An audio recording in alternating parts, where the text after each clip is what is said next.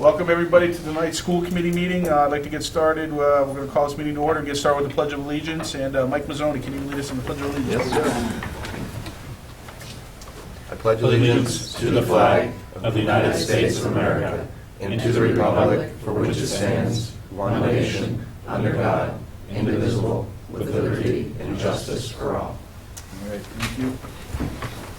All right, we have the consent agenda. Minutes from March 12, 2015, oath to bills and payroll. Make a motion to accept the consent agenda. Second.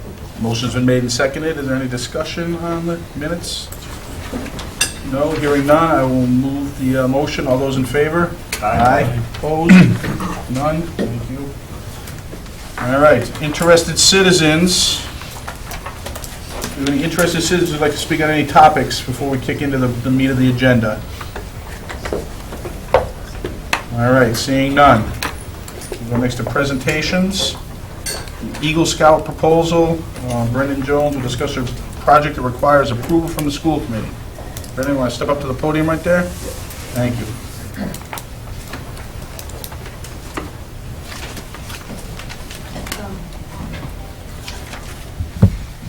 Hi, my name is Brendan Jones, and I am a scout from Troop 1 Littleton, and I'm looking to get approval to build 2 bridges on the conservation land owned by the Shaker Lane School.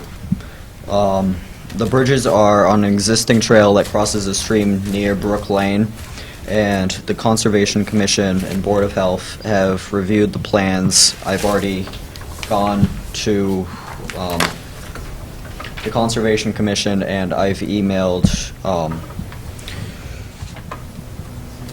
the Board of Health, and I have gotten approvals from both the Board of Health and the Conservation Commission to go forward with my project, and now I'm here today to look to get the school's approval. All right, anybody have any questions or issues? It's a, there's some conservation land behind my house, and I remember we had a bridge a couple of years ago that was sort of crumbling. Are you asking him to build a bridge for you? No. too? Let me finish. It's falling apart a little bit. Old attitude tonight. Although, if you'll bear with me, and it was a mess, and someone, I think it was a scout project, someone came in and fixed it a couple of years ago. So it's already been fixed. Well, if you wanted to do maintenance, I'm not going to. It's conflict of interest. It's a good benefit to the town, to the neighbors, and I think to the schools. Looks good. Anybody else? Just a question. Are these pictures other bridges that yours is going to be designed to look like? Or? He's actually going over the same things that I have that I was going to give out to you. Would you like me to do that? Yeah, Unless the let's chairman do it. objects. I think this is my bridge. Is it? I think so. Perfectly. You've named it? Yeah. This is the Alex Pratt Bridge. Thanks. That seems a little premature. Which one now? You didn't say memorial. Combination. The comment is a little premature. Now, on the projector, what's being shown is the location of where I'm looking to build a bridge, and its parcel. And the same slide down is just another up closer view of it, and it's right off Brook Lane.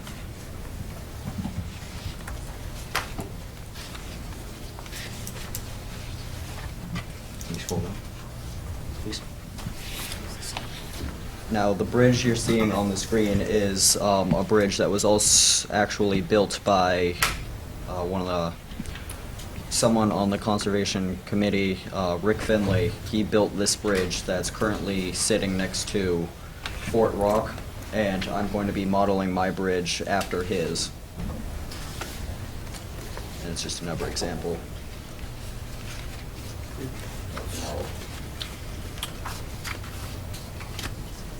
Now, what you're seeing now is my proposed site. My proposed site, it's not shown in the picture, but I'm looking to build 2 bridges, one 15 feet in length and one 20 feet in length, that will cross both of those streams, so it'll make it much easier for people walking the trails to get over the stream without getting muddy or...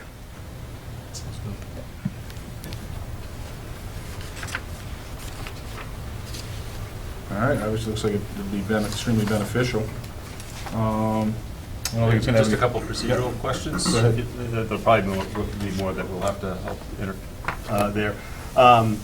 So as I look at, we get gifts, and I really appreciate somebody taking the time to do this here, the life of it, and then what, how do we work with the other, do we work with the Conservation Commission or somebody in terms of, sort of a little oversight of the project as it's being installed, and then what do we do in 15 years when it needs to be fixed? And I'm not using that as a reason to hold up this project, but I'm just thinking in terms of, do we work with the Conservation Commission or that whoever else is maintaining other like facilities in town, or is this kind of new territory for us?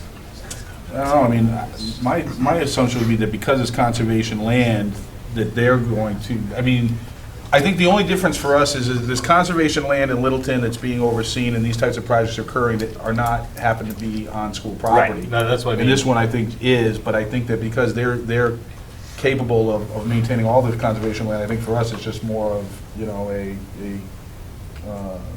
process to just approve it because it is. Yeah, no, like I said, I don't want to hold up approval Right. of the project. I think it's a Right. great project. I Right. just wondered, do we have like an MOA or something with Conservation, or? No, we don't. Or should we And pursue that, not as part of this meeting, but pursue that separately just to make sure? If this was going to be a common occurrence, if we owned a considerable amount of land, then I could see that being worthwhile. We do have a minimal amount of land, though.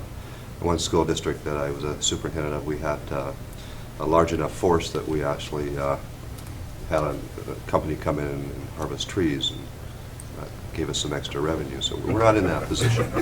So I don't see it. Clear cutting. Clear cutting. I get it. I don't see this as rising to that level. And in terms of maintenance, we have a fantastic group of people in town that are very conscious about land use and making sure that it's safe. So I'm sure there'll be more Eagle Scouts coming through as time goes on, and they're going to see something that may need some tender loving care or repair, and it'll get taken care of. I think your point's valid, Darrell. I think Kelly hit the nail on the head. I don't think we need to go all the way to the level of an MOA, but it probably wouldn't hurt to have our staff in touch with them as time goes on, just to say, and we know that it was a conservation land project, that they really took the driving force. But if we could just gently remind them, hey, can you just keep an eye on this for us, because it is our Exactly. property, I think we'll be fine with that. No, that'd be good. I just want to make sure that we, have just a general process in place for that. All right. Nothing else, or is that it? No, that was it. All right. Anybody else? All right. Is this just a step along the way to the Eagle? Yes. So, or is it the culmination? It's a little bit of that. A little bit of both? All right, so good luck, and great. you're getting closer by the minute, so that's great. We do have to make a motion on this? Yes. I move that we approve Brendan Jones' Eagle Scout project. Motion's been made? Second. Motion's made and seconded. Any further discussion? Hearing none, I'll move the question. All those in favor? Aye. Opposed? None? Excellent, thank you, Brendan. Good luck. Yes, thank you. All right, next on presentations. Pursuit of Excellence Task Force presentation. Superintendent Clenchey, you have any prefacing remarks on Oh, this? sure. I'd just like to welcome the presenters this evening. I understand the chair of the committee, Bob O'Neill, is going to do the presentation and will be backed up by his crew, so to speak, if need be. I'd just like to, come on up. Don't need to sit back there. I'd just like to, Before we start that, I'm sorry, I'm also the mother of this Eagle Scout. He needs a signature, and he didn't ask for it. we could do that. That's probably important. Go ahead. And I've had a chance to read the report, look at the PowerPoint presentation, and I know that they've met numerous times over the number of years, and started out with a rather healthy group, and through other commitments, et cetera, group dwindled down, and I think we had five people that stuck through the whole process from beginning to end, and produced a report that was very well written and very well organized. So I'd like to commend you on being at the helm to actually finish what the group had started, and we really appreciate what you've done. I know, I'm trying to remember back, we had approached you because you weren't on that group at the beginning, I don't believe, and maybe I'm mistaken though. Were you? Actually, I was. You were? Okay. You became more active as time went on, maybe that Yes. was it. And assumed the chair's role, of course, that was Yeah. the big switch. And we're looking forward to the presentation tonight, Okay. and thank you again. As the superintendent said, this is, we have a very detailed report. It's broken up into two sections, kind of an executive summary, and then even more details. This is just going to hit the highlights, kind of more of a bullet list of the things that we thought were important to discuss. Also wanted to mention that in no way was should this be interpreted as a criticism of the current school system. It's just kind of a vision of the way things are, we would like them to be. In a lot of cases, some of these things are actually being done in pockets and done in one school and not the other, and looking for more widespread adoption of some of these things as well.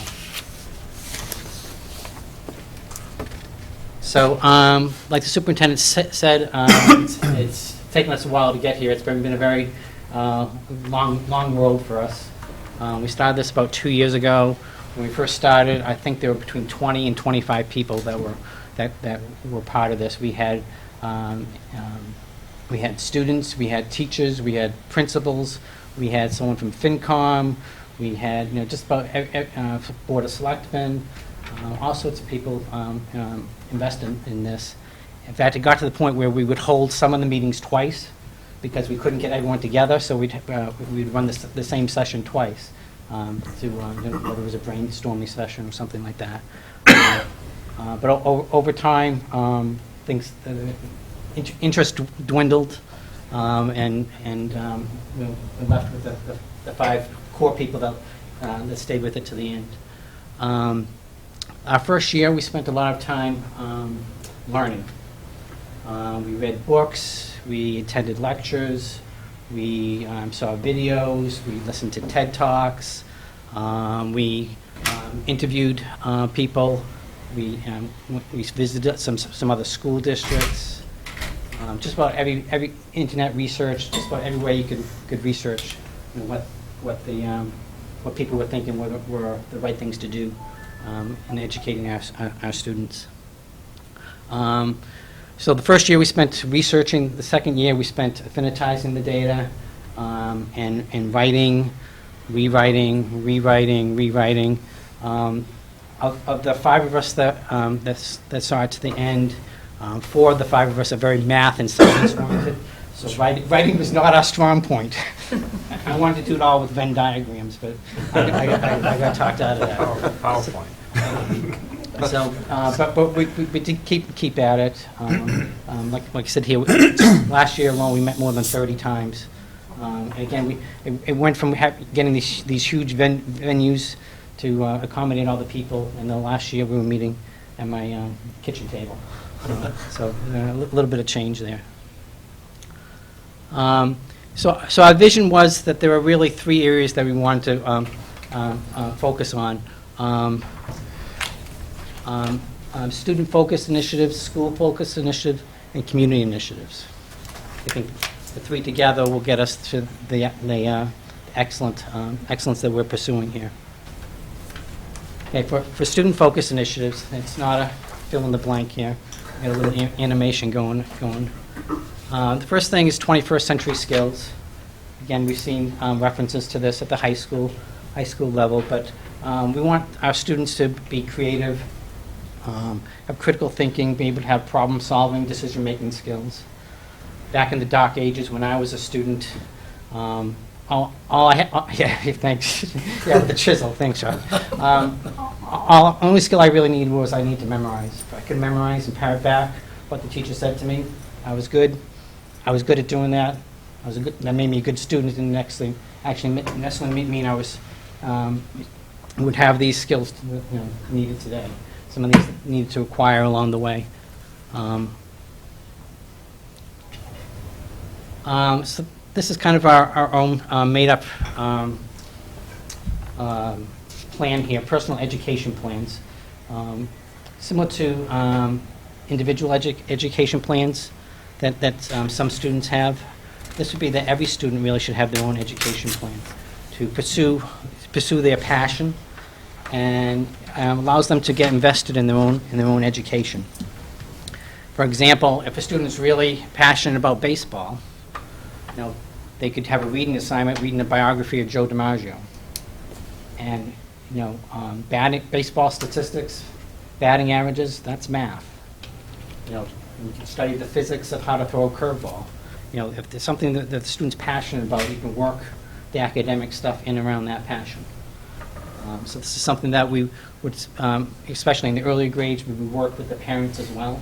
We'd start right off, from first grade, just trying to get the kids to be more vested in their own education. And if they have a passion for it, then they'll do better with their learning. Entrepreneurship teaches students to look for gaps and capitalize on the opportunities. We see a little bit of that in the middle school with their entrepreneur project that they do. Enterprising people. Thank you. I was looking for that word, enterprising people.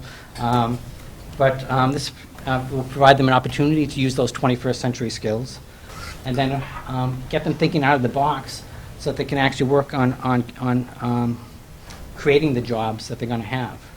Again, going back to the dark ages when I was a student, there were no careers in mapping DNA or how to fly an unmanned drone, and who thought that we walk around with a cell phone that was has more power today than these huge computers that we had back then. So we need to be able to get our students to think critically so that they can come up with the new jobs of the future, not just for them but for others as well. In terms of health and wellness, sorry, I'm looking at my notes here. We want to have a development of a social and emotional learning curriculum from preschool through high school that's fully integrated into the academics. So the students learn about self-awareness, self-management, social awareness, and relationship skills. And you see later on we have some input from some of the teachers and the principals. That's part of their concern as well, is that we place such a high focus on academics. We've got to get everyone to pass their MCAS, that we're skipping over some of those other skills that they need to learn along the way.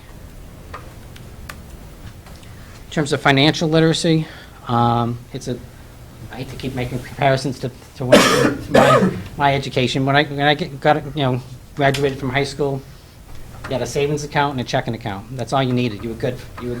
There were no 401ks. There were no 529 plans, IRAs. You didn't have to take out a loan to go to college because there was so much. It wasn't 5-year salary in order to go for 1 year. You could actually pay your own way and work your way through college. So we thought that there should be some aspect of financial literacy sprinkled out throughout the curriculum, just to help students prepare for life after college. They can learn about loans, how to establish credit, financial planning, that type of thing. Skill mastery. So in this technique here, after the material's been presented to the students, they're assessed on how well they comprehend it, and if they got it, great. If everyone in class gets it, great. We move on to the next thing. If only a subset of the students get it, give them some enrichment exercise, and those that didn't get it can get some individualized attention from the teacher to make sure that they get it. The important thing is mastering the skill, not the passage of time. It's Thursday, so we have to move on to Chapter 7. We want people to master the skill so they're ready for the next next assignment. If you don't get addition and subtraction, you're not going to get fractions. That's just common sense. And then learning from missed goals. This is kind of a commentary on our society today, where everyone gets a trophy for participating. We need, I think we're missing the point that it's okay to fail. If you're not willing to fail, then you're not thinking outside of the box, not being creative enough to try and do something different. And so if we allow students to fail and not make them feel like it's the end of the world because they didn't quite get everything right, then it teaches them how to persevere and learn how skills and how to manage when they run into some conflict down the road. And this can enable them to be more creative problem-solving skills too, if they're not afraid of failing. So then we have school-based initiatives that we came up with. First two go hand in hand: school culture and character development. Core values should be woven into the curriculum, and it shouldn't just be part of the school. Actually, we think it should actually branch out into the community.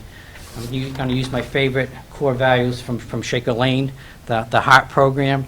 As a parent, I thought that was great because I could use that at home.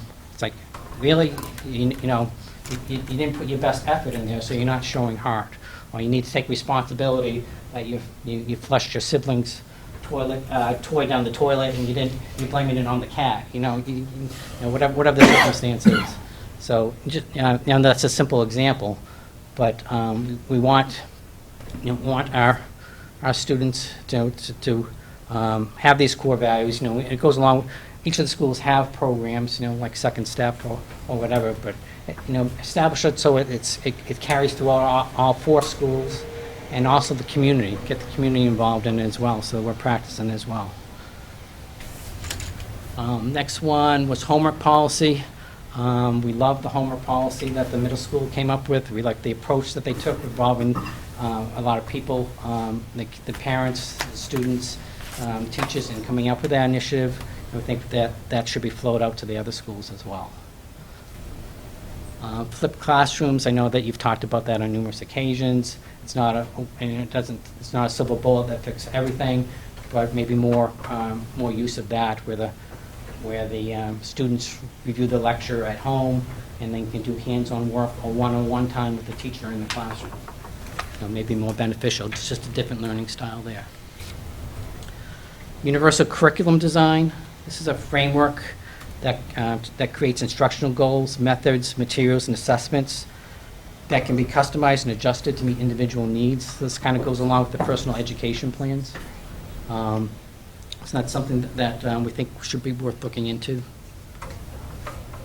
Student progress. We think that and I think we've seen some progress in this recently. I think there was the Russell Street School going to a standards-based report. It's nice to see that John or Janie got an 83, and they're a joy to have in class, or whatever the comment is. But that really doesn't tell you much at all, the standing comments that come out of that. So, do they get fractions? Or, are they coloring inside the lines? Whatever is age appropriate. From day kindergarten, I don't think we really need to say anything about that. We all know everyone wants it, we can't afford it, but we recognize that that's something that we think that would help our students. Change agent. I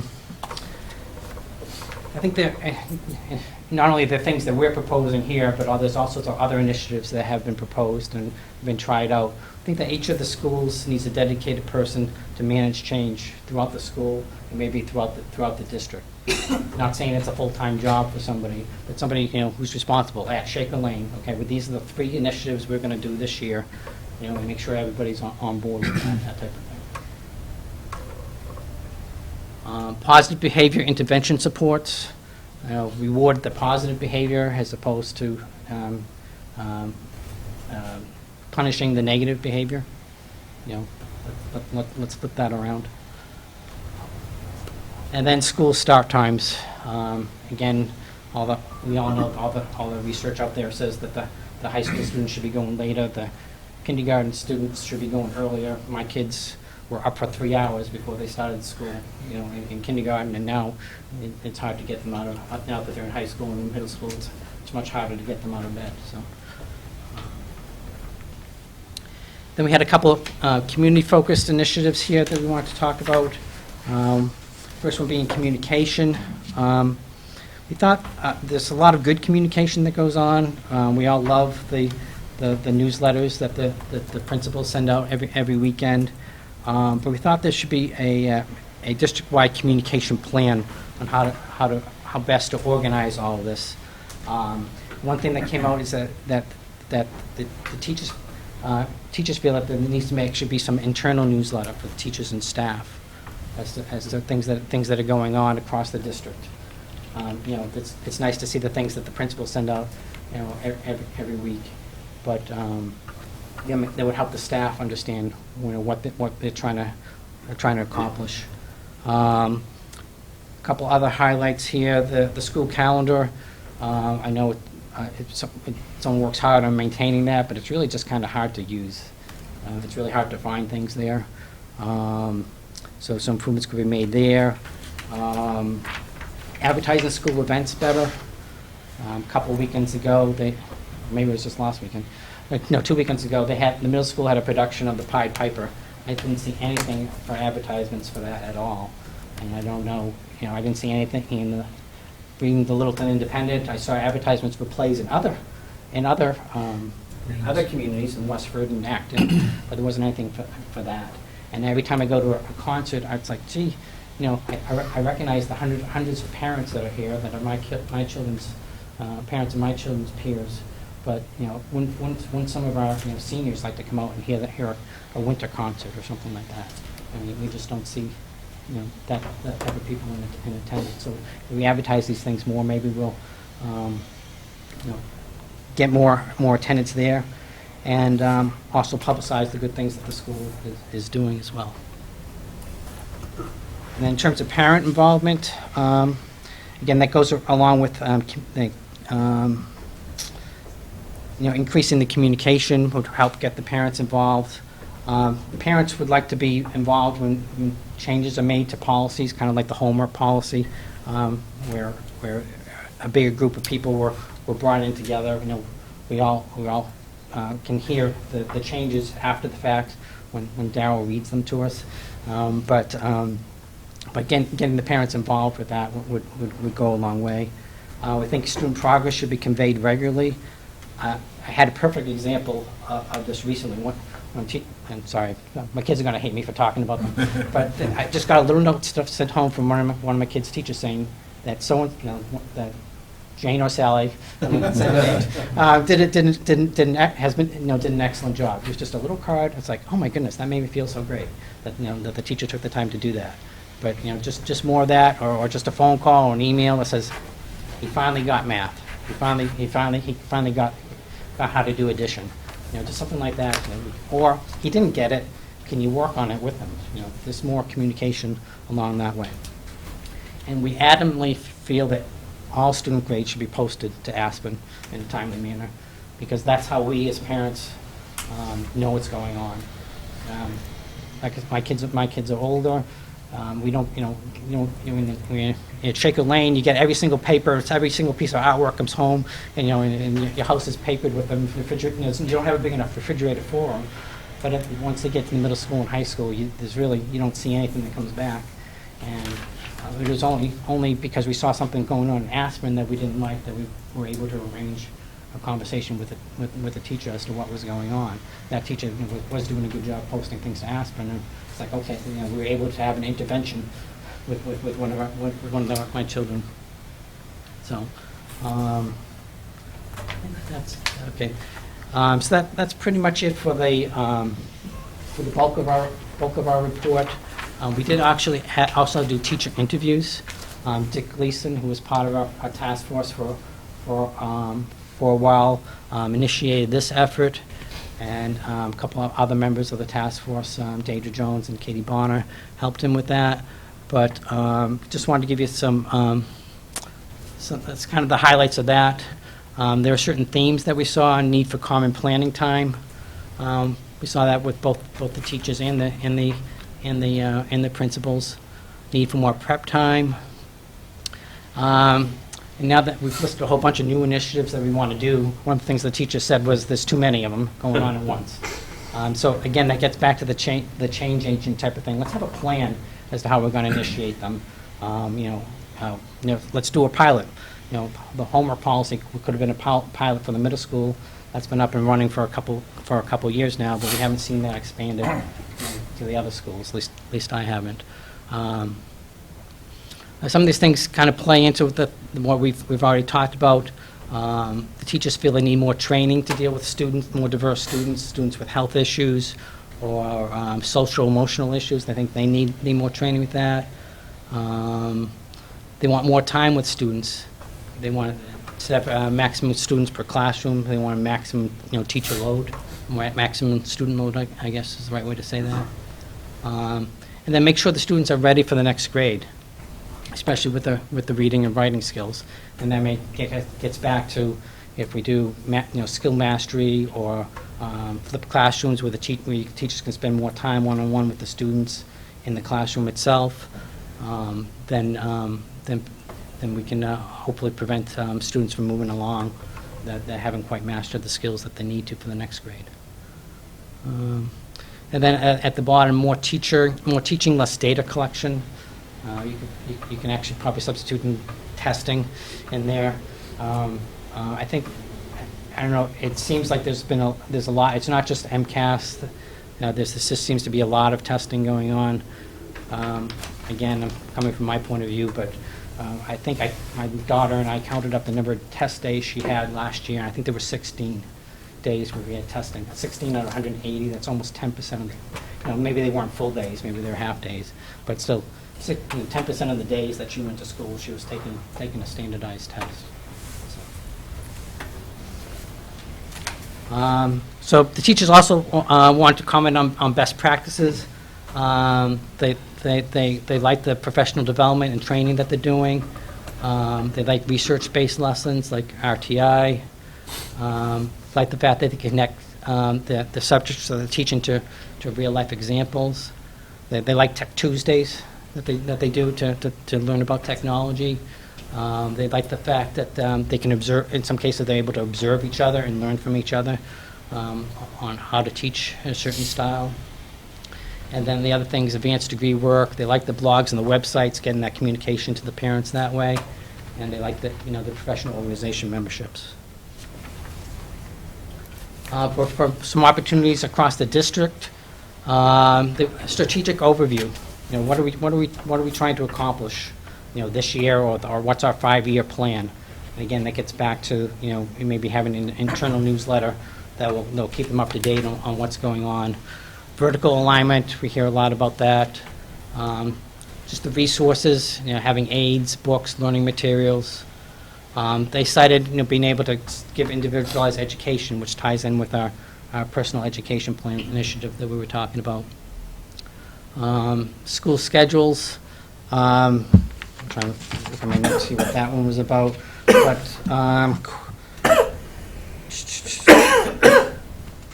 sorry.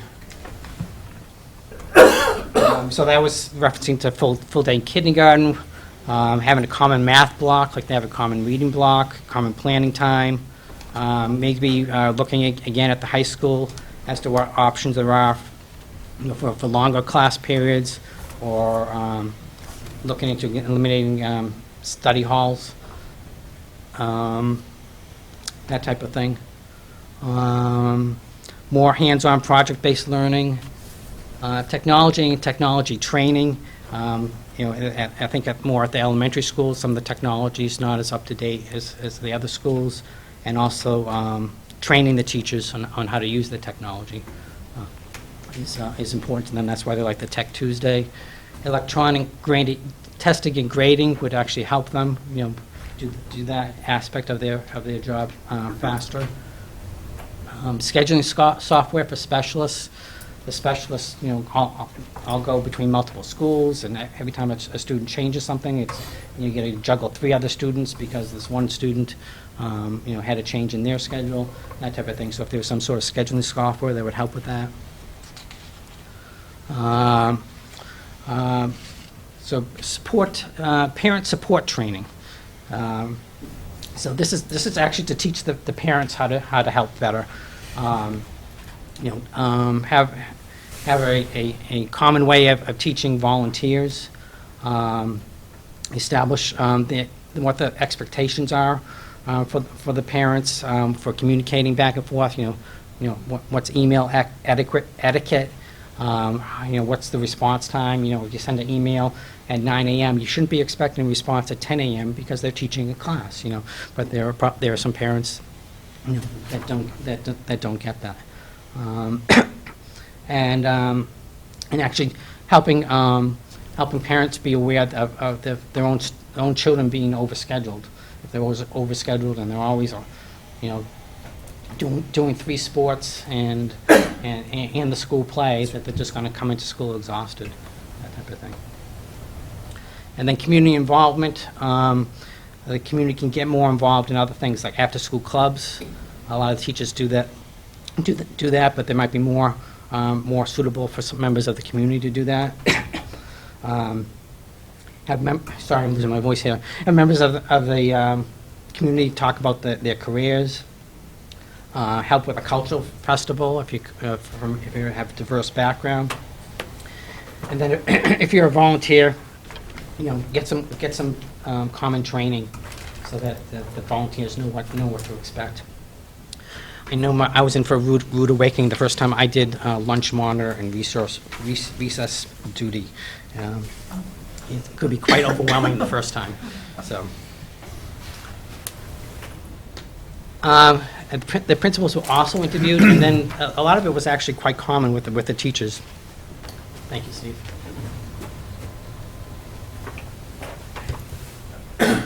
That there's too many new initiatives all at once. We have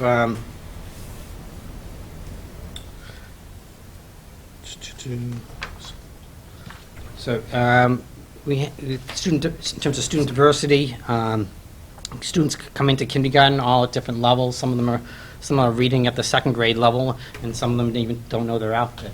So we have to make sure that we're able to differentiate the learning that way. And again, that we swung too much towards the academic, that we need to take in the social aspect of educating our children as well. Resources, everything, time, staff, budget, books, everything is limited these days. So anything that can be done to help with that. And then character development programs, which again we talked about previously. And best practices were instructional leadership, where the principals are the leaders of the school, and they can help, go into a classroom and help suggest a different style of teaching, that type of thing. And then another best practice is work-based learning, where you give students an overview of the task, and they break up into groups and work on a project together. That's another best practice. In terms of district-wide opportunities, similar to the teachers, some sort of strategic overview. What's the master plan? What are we going to do? But limit the number of initiatives that we do all at once. Let's master a few of them rather than do 20 of them. In 20 different locations, and not fully adopt something. Instructional change practices. Teachers know and learn best have learned how to make changes and how to instruct, but they don't get enough time to work with each other, to teach each other how to do that. And then vertical alignment, we've talked about already, and then resources. Again, we talked about the common planning time, department heads. It might make sense department heads didn't have as much of a teaching workload, so that they can work with the rest of the department. And we've got a plug in here from our assistant principal for the middle school to help there. We used to have one, but not at this time anymore. So I wanted to do a few acknowledgements.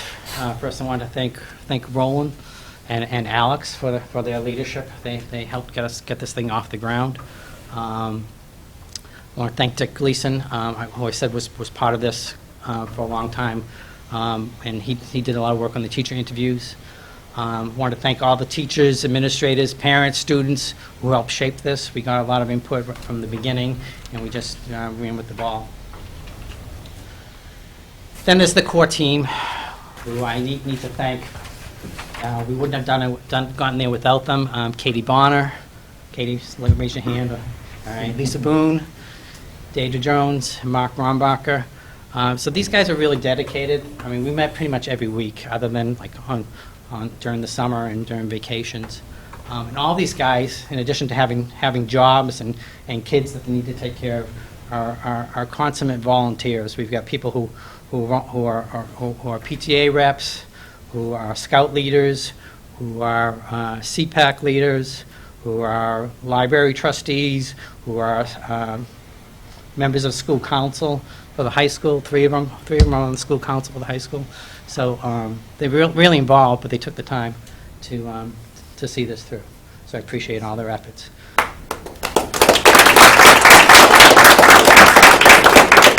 have two things left that we have to do.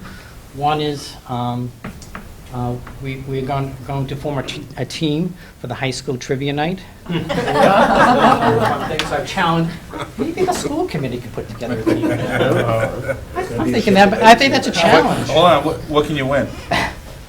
Prestige. Yeah, but let me rephrase that. What can you lose? That's the bigger question. How embarrassing would it be? Just free tuition for your kids to Littleton High School. Oh, excellent. And then the other thing is, we haven't picked a night yet, but we're going to go out to dinner or out for drinks or whatever to celebrate being done with this. You're not done. Oh, yeah, we are. That's the rest of the message. We're done. Would you like us to choose a date for you? So do you have any questions for them? Yeah. So, what I would like to do is open it up to any of the other task force members that want to put their 2 cents worth in. I'd like to have Kelly speak from the pros from Dover point of view about what he read, and then obviously I think we're all going to chip in a little bit on what our point of view is on this. So we'll go ahead, and if there's anybody on the task force, I would ask that you use the podium, just so everybody on TV can hear you. Sure, I'll get it. Really? You can't resist the Of course mic. I What are the odds? Does this mean you're cashing in your chip for the rest of the night, or? This is it, this is Finney, right? Never. Just took Katie's chip.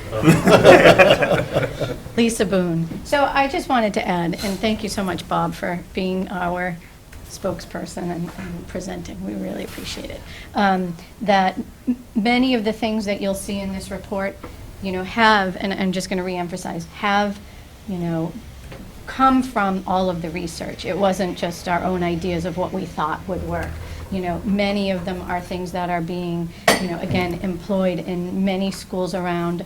A lot of the detailed information are teaching strategies and methods that were started years ago with students who had special needs or something, and have now blossomed into programs that work for all students, because it became very apparent that using some of these things like positive behavioral interventions and supports and universal curriculum design are beneficial to all students, because all students can vary in their learning styles and can benefit from positive reinforcement rather than punitive types of punishment for something they've done wrong. So, the goal, and then, again, the social emotional learning curriculum that has been, again, drawn from what was taught to kids who needed that explicitly, and there's been some recognition that our society has changed dramatically, and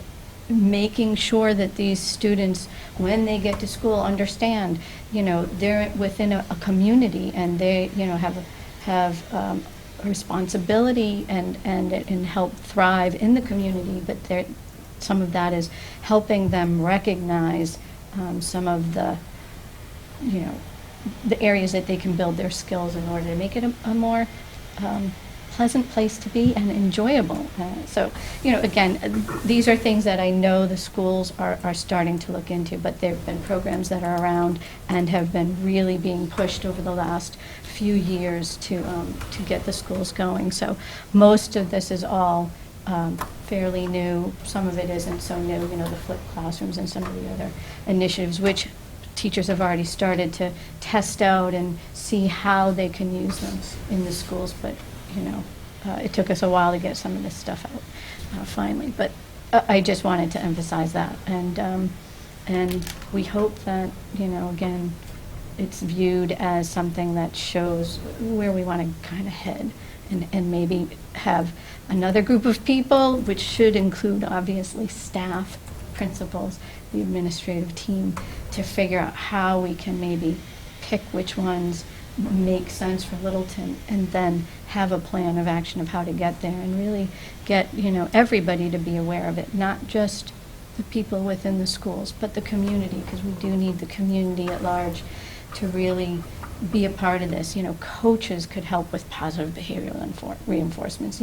It's not just in the walls of the schools. It has to sort of expand out, and that's kind of our vision, is that it's not just to fall onto the schools, but how we can really get everybody to buy into it. So. Thank you.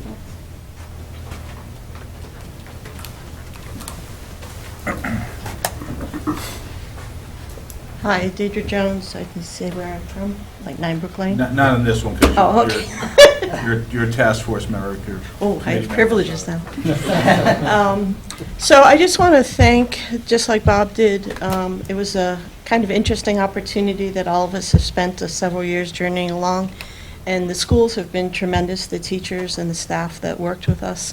And one thing that got reinforced for me at all points is we have a very committed set of staff and resources, and they do what they can with what we have. And somehow they still bring us forward even when we're not able to give them all the resources that they need to bring us forward. I guess my personal takeaway, which I'm sure isn't new to the school committee, but is I have a real thing about kids finding their passion. And that's why, for me, the personal education plan, we were sitting around the table talking about it, but it's really, if we can start them at a very early age to think about things and to not have to fit into a mold and not have to just do what they're told, but ask them to be active problem solvers. And, that doesn't mean we teach them 21st century skills in first grade, but if we're exposing them to career opportunities, or we're exposing them to things that make them think about how do we solve a problem. And what you do in first grade is different than what you expect out of somebody maybe in the 8th grade or later on in 12th grade. But if we lay that foundation along with the rest of it and start asking them to think about their own future, or think about how they learn, or teach them what are the ways people learn, and then they can help themselves identify that, then we begin to make them lifelong learners, that when they decide they have a passion, they know how to pursue that and find a community member, find a teacher, find one of us, that we might be the person that helps spark them along. It might not be their teacher. It might be somebody in the community. So building a foundation to do that is something that I feel very passionately about, because that is what, when they leave and they need to pursue a career or identify something that they're going to be good at and want to do for a living, they may need to create their own path. And by giving them those fundamental skills of thought about, I can do that, and starting like in first grade, it doesn't seem silly to me to say, you start with questions like, what do you like to do? Why do you like to do it? And build on that, and then they follow it, and then they're going to work harder because it's something they're interested in. So for me, the personal education plan is really to start getting them thinking. It doesn't need to be this big, huge undertaking. It can be as simple as starting that dialogue, so that they think about it and parents think to ask about it and have vehicles for them to pursue it. So I've enjoyed my time. It's not always been easy, but I think it was a very, very good endeavor for all of us. Thank you. Anybody else on the task force? Kelly, your thoughts, and I'll let the principals chime in too if they're interested. I'm up. Yeah. The report was enlightening. As Bob pointed out, there's really nothing that we haven't discussed or have pockets of implementation within our district. It's interesting when I see some of the terminology that's used. Some of it's been around for 20 years, some of it's been around for 3 years, depending on what part of the report I read, or read more correctly. It's important that when we plan, and what we do when we plan is we have a strategic plan, and everything has to umbrella into that plan. And some of these initiatives that are mentioned in the report, we certainly are working on in our district. Universalism is something we may want to consider along the way. Those are some of the conversations that we're going to have this summer. We do cite our accomplishments, and it's important that we continue to cite our accomplishments and tie them into that bigger plan. The individualization is interesting. NWA assessments that we are doing are in fact helping with individualized approaches to learning. When you talk about curriculum, a lot of times when we hear about curriculum and even talk about curriculum, we talk about explicit curriculum.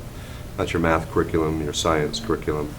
An important part, but that curriculum by itself doesn't develop the whole child. And I think that's what we're seeing that has been missing a lot in schools throughout our nation. And a lot of that is a result of the accountability era that we've been driven by for many, many years.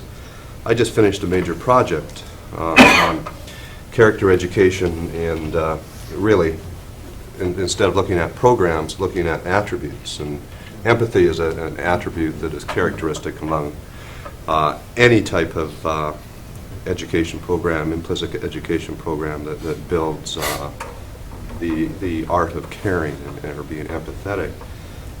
That should be part of the curriculum in our schools. There's not much transference, believe it or not, with our character education programs into our regular explicit curriculum in our schools. And it's not just our schools, it's something that's observed beyond our nation. And we need to figure out ways to make that happen more often.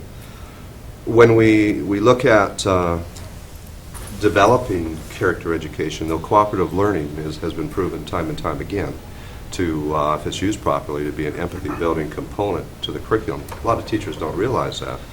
But if they're trained appropriately, there's about 15 different cooperative learning techniques that can be implemented within a classroom.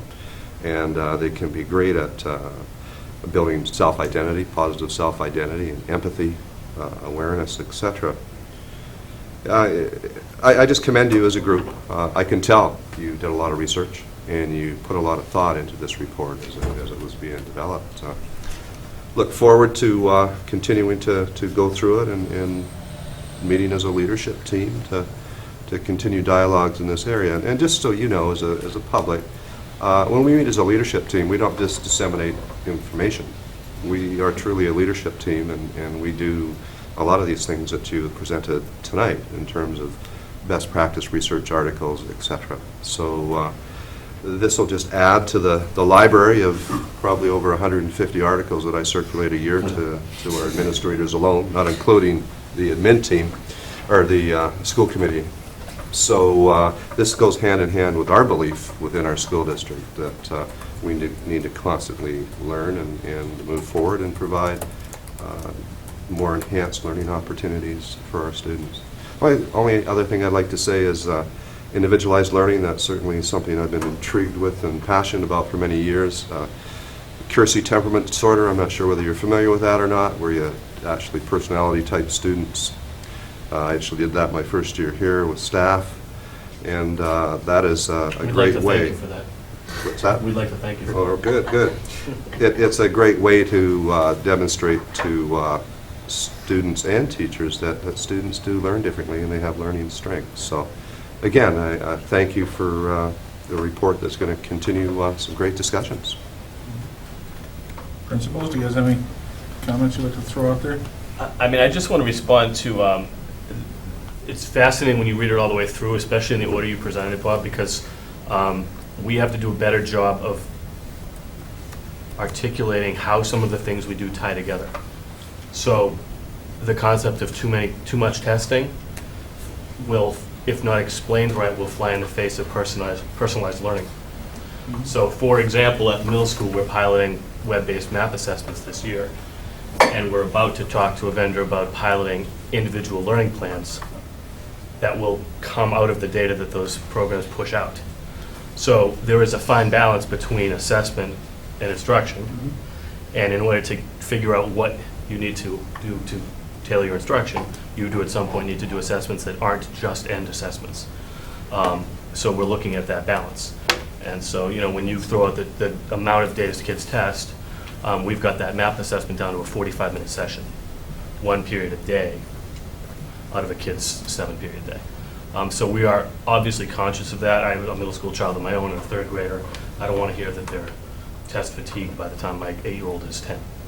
But at the same time, in order to get to some of the places we want to get to, we do have to collect data on children somehow very carefully to know what they know and are able to do so that we can push them forward. So, you know, we need to work with you guys in the community to better understand what we're doing and why we're doing it and how it links to some of these initiatives, I think. So thank you, because that was eye-opening to see it in that order, too. Right, and that gets to the communication piece. Yeah, yeah, absolutely. I'm sure there's a lot of good things going on that we just don't know about because, you know.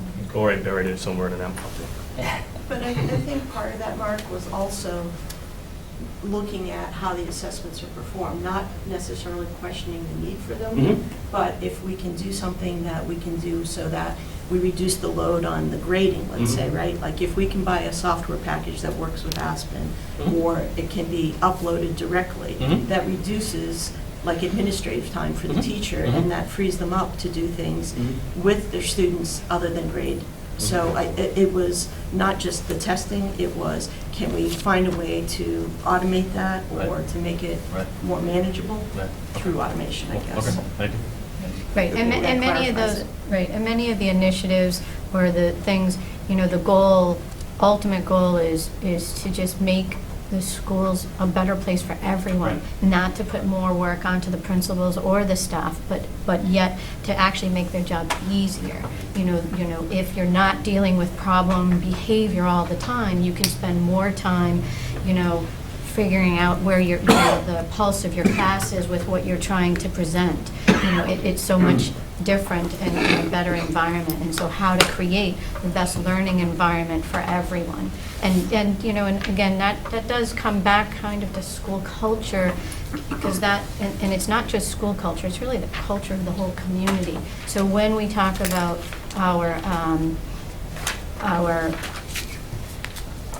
what's the right word, sorry, your district plan, you know, that you know, we're having the community, in a sense, be involved so that they are aware and sold into, or, you know, willing to work and help towards this progress that we're looking to make, because it has to be more than just the staff and the students and the administrators. It has to include the community. The community really needs to be a part of that, because we are a part, we need to be. And I know that there's a lot of parent involvement already, and how to continue to, again, communicate all of these things even a little broader. You know, you tend to hear about everything at Shaker Lane if you have a student at Shaker Lane or the other schools. And once you leave Shaker Lane, you kind of miss what's going on. And I don't know about all the great new things that are happening in Shaker Lane because I haven't been there in 6 years.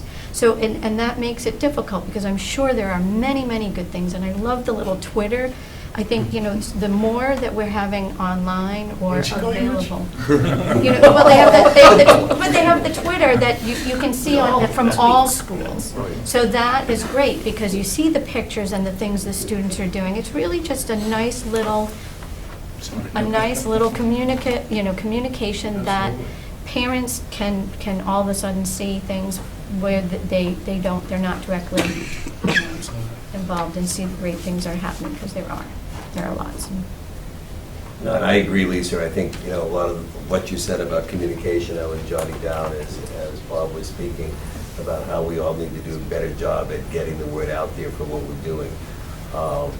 You know, I was thinking about the assessment piece too, because I think at Shaker Lane we have increased our assessments. The we have increased our assessments, but we've made our assessments more meaningful and more appropriate for what we need to know to be able to help our students get to that next step. But I think a lot of times what parents are hearing is, we're doing another assessment. We're doing another assessment, and not understanding how meaningful those assessments are. And as Mark said, I think we've honed down our time quite a bit too. So we're not spending forever. I remember when we used to do the grade and we used to do the GMAT, that was taking us, Weeks. taking us 4 days for over 2 weeks. Right. Now our assessments we're doing more assessments, but they take much less time. And more importantly, More we're getting meaningful information. But, just one more comment. I was sitting here, Bob, when you were talking, and I was remembering how you had recoined the heart phrase into helping everyone achieve results together. And I think that that's a real key. If there are items in this plan that are going to come to fruition, it needs to be a community endeavor, and the community needs to embrace it and support it and get involved. And the communication doesn't, I know that it takes a long time to develop or to maybe get the word out, but there are so many great little opportunities now to, I know this might sound silly, but I was on a different school website, and at the beginning of the year, they created these short videos of their, vision of what was going to happen, some of the new initiatives that were going to be started in that particular school. It just gave a quick, and anybody could go and watch it, so it was clear, it was concise, it gave a little bit of a brief, hey, here's what we're looking forward to, and it didn't just go to one person, and then you have to keep reiterating or saying it again, or or it didn't get lost in the newsletter that you see every week. You could go back and revert back and say, hey, that's right, I remember him saying something about this, and oh, that's right, this was something that was started this year, and just having some way, like thinking about ways that we can better communicate without it taking a whole lot of time, because we know time is precious. And even going to the broader community, Lisa, parents, the community members that don't have kids in school, how do you hit that audience? Some of them may follow Twitter, but some don't. So how do we capture their attention? Daryl? Well, I want to thank the task force for the work. I read the report the other night and went through the briefing as you were there, and I think you did a lot of work, and I really appreciate the thought and behind it there. I think it gives us something to think about which initiatives we do have underway. There's a few things that we may or may not have adopted in here, but I think it gives, and I think, as I think back in terms of when we set the task force up, it intentionally wasn't a school committee-driven thing here. It was meant to solicit community input from it so that it serves as another basis of where does a community want to go with the things here. And I think we can take those inputs and be listening to them. But at the same time, I want to sort of say your job's not done there. Because we're only part of the overall process there. Some of these things I think we can adapt and are natural evolutions of teaching methodologies and things that could be done, let me say it, within the resources that we have available. Other ones may require additional resources, dollars. We're not the appropriating piece on it, and I think one of your members attended the selectmen's meeting the other night, and it's going to be it's a much broader discussion in terms of what the school committee like to do. It also goes back to what the community would like to do and how we advocate that across the broader set, because there's not infinite dollars out there on it. And it's not that we're saying that we need infinite dollars to do these things, but we need to see what we're trading off and how do we advocate for that there. And it's not just advocating to this committee, but it's also advocating to the community and advocating to the Board of Selectmen there. And at some point, would we want to be thinking about having a guest presentation to the Board of Selectmen about here's some thoughts from the community about where they'd like to see the school committee going with some of it, with the eye that maybe later, if we do adopt some of these recommendations that may take resource pieces here, they understand that it's not just because the school committee said we want these kinds of things. They can understand that it also came from the community input that we actively solicited for 2 years. But again, thank you very much for the work that you've been doing. It's very, very thoughtful and well-researched. I'll kind of piggyback on that if I could. The research part was what kind of overwhelmed me when I first got the report, read through it, the amount of citations that you made, whether it was the Ready Center or other communities, Center for Universal Design of Learning. You guys did a lot of deep diving, and it's, my hat's off to you. It's, as parents, oftentimes we're looking for an answer for something, we're looking for ideas of, how can we be better, and we're getting on the internet, and we're asking other communities and, friends and family, and trying to find best demonstrated practices, and we're trying to find, how can we integrate that into our community, into our district. So it's obvious that you guys put a lot of effort into this. Thank you very much for that. I mean, I think we're all going to say that, but it's every one of the thank yous that we offer you is heartfelt and well-deserved. The personal education plans was one that I thought was really, it's right there in front of us. It seems like it's something that I've heard kind of kicked around. I think, Kelly, you sent an article on something on this. Kind of gets lost in the weeds when we get a few of those. A day. But they're all appreciated. But I like the reference, I'm going to forget it now. I thought of Reva's Island, the island of competence, each individual's island of competence. I thought that was really a cool reference, and it did make me think of Reva's Island, which was kind of sad, but the other part of it was clever. I thought it was, kind of a neat way of thinking of it, and just we are focused on every child, and we try to do the best for the most, with what we've got. And I think I sent you an email yesterday or something. We were referencing something, and I said, I just have to hit the lottery, and we can take care of all this stuff. So, as we're going through this, it would be great if we had unlimited resources, but we certainly do appreciate and value what we do have when we do fight for it. So we're teaching our kids that as well, each of us at home. Now, I see Bill Miskinnis in the back of the room, and the only thing that I saw that wasn't really incorporated from any of the interviews was civics. It's in there. I thought you'd stand up, wasn't it? Yeah, there were a couple parts. It's in there. It's in there. It's in there. It's in there. I must have gotten some emails. Yeah. It's in there. It is in there. Community and that kind of, I did see a lot of that, but I know that Bill's made a lot of efforts up at the high school to make the kids aware, as Sue Harvey has, and your department has done a lot up there, and that's definitely appreciated. And that's, it's kind of rolled into 21st century skills, school culture, so it's, wasn't really called out. The only other thing I wanted to ask about was, on the community-focused initiatives, was, what's your definition of community? Are you talking the parents? Are we talking the community as a whole?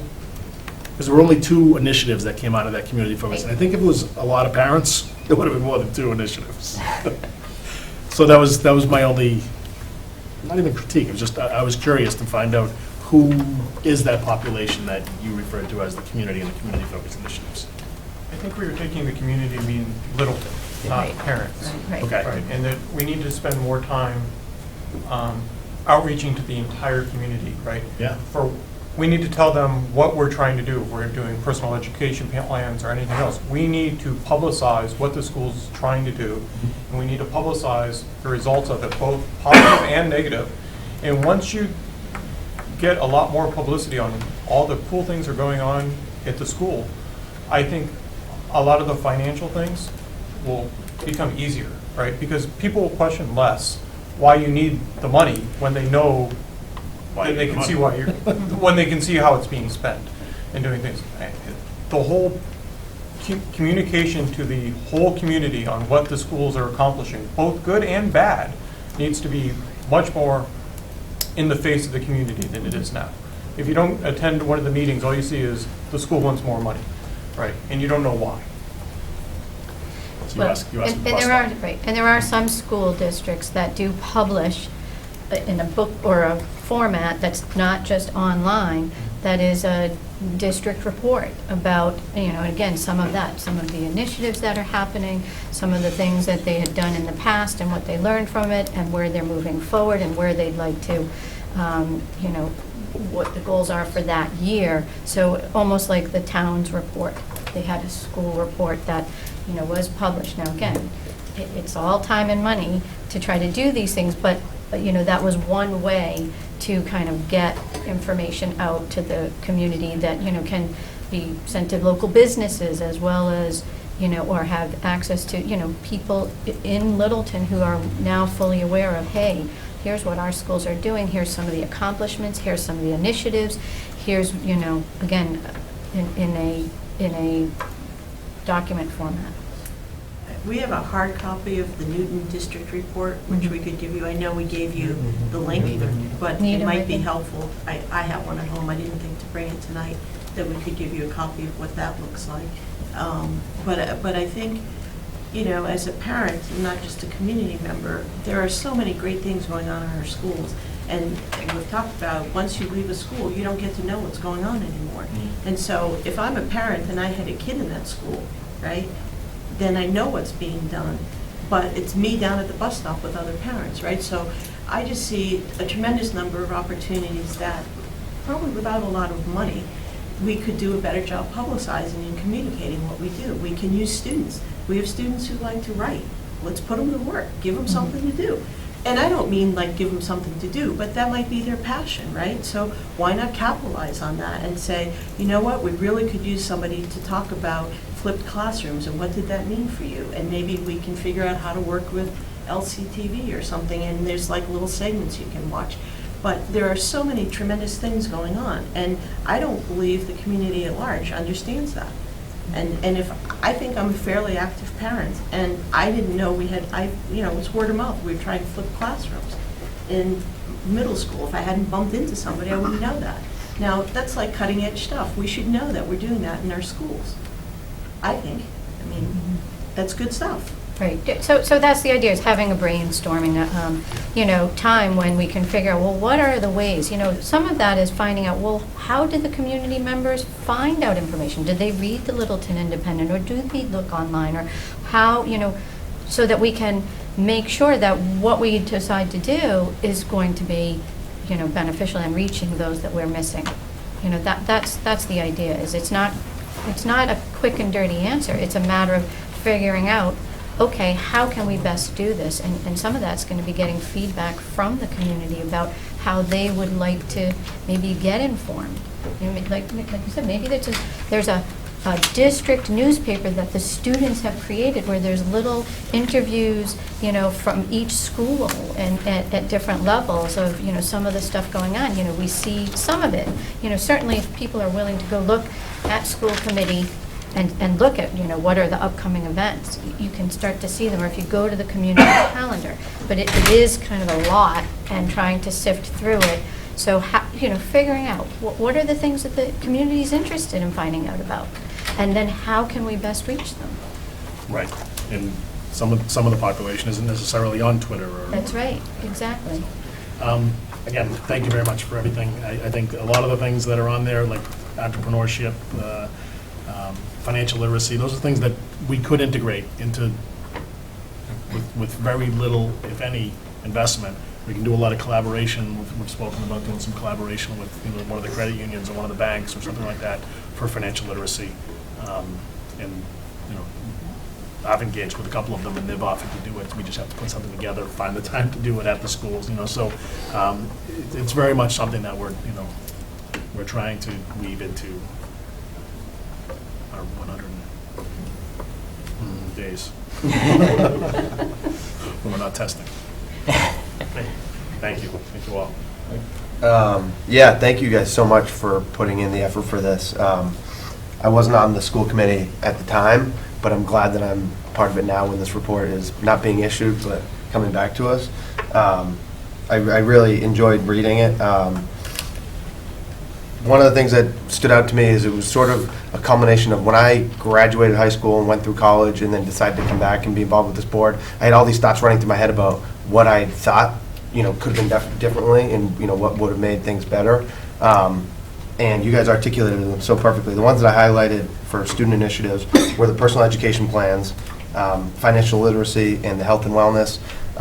The personal education plan, I think, is just so brilliant. I've long thought that this idea of doing career academies type thing was important. I know it's tough when we have such a small school. It's hard to get such a diversity of programs, but I really do think that there's so much to be gained for allowing students to figure out what they're passionate about early on, not just for career, but plays a big part. The number of students, friends and colleagues of mine who transferred college careers and things like that and spent extra time and money trying to figure out what they actually wanted to do. I think that that's important. The personal education plan is really about, I can't think of the statistics right off the top of my head, but I know so many people who weren't, for example, weren't big readers when they were in school, and so had to suffer through the English classes and things like that. But then after they graduated, are now sucking up books as fast as they can be printed. I'm one of those people. I was not huge into literature, Shakespeare and things like that. But once I graduated and had time on my own to pick, pleasure books, I read a couple books. I was going to say a couple books a month, but that would be a lot. Maybe a book a month, and I really enjoyed doing it. But it was all about finding the books that made me interested in reading them. And I think the same is true. I can't remember exactly. I don't know if Bob or Deirdre were during the presentation that talked about baseball. If that's what you're interested in, reading those kind of books, and that's something that probably doesn't cost a lot of money in investment. It takes time to try and organize that, but if everyone could bring in one book that they were interested in reading versus having one book assigned, that might be a very good thing. And the other thing, I love this idea of financial literacy and health and wellness. I've always thought that there's a radio station. I don't know if anybody listens to the radio station Boston Public Radio, but one of the shows there, they often talk about this idea that it's a terrible thing that we don't have home ec anymore. And they don't talk about home ec like learning to cook and not dry clean and iron your clothes, but this idea that there's household and life skills that used to be taught that sort of miss now.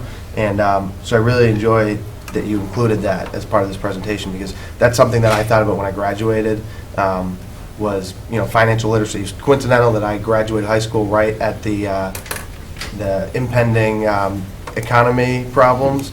And I always thought to myself, isn't it a tragedy that we don't do more talking about what a mortgage is and what the consequences of taking out student loans are and credit cards? And I always said that was something that was missed. So I'm glad that you guys included that. I could keep talking, so I'll pass it on probably.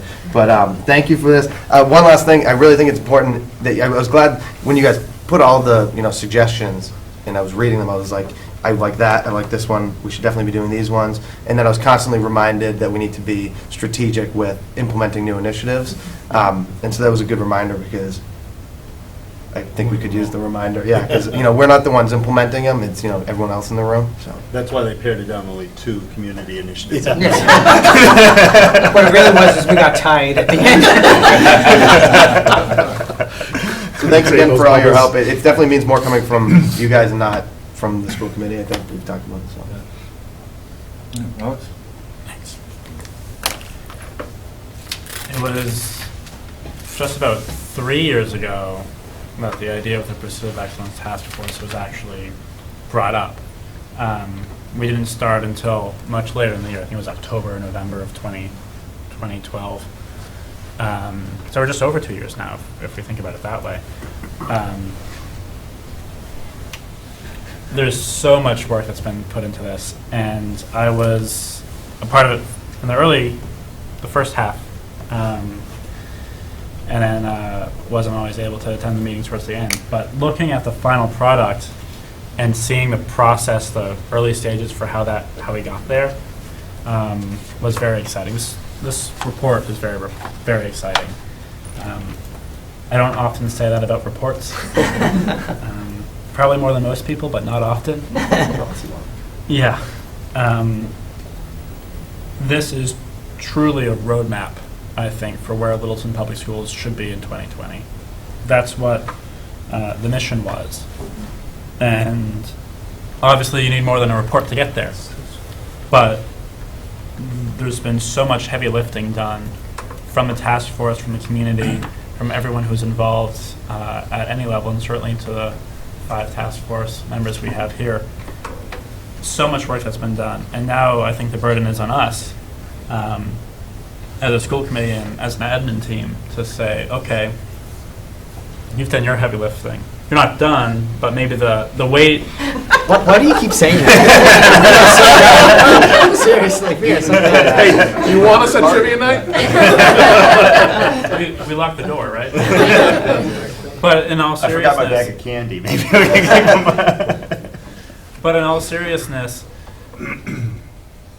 there's been so much heavy lifting done by the task force, and while I think there's still a very important role for the task force to play, we know that you've done so much work and have done so much research and have so much buy-in into this report. And that's why I don't want to say, I don't think anyone wants to say, okay, you can go now.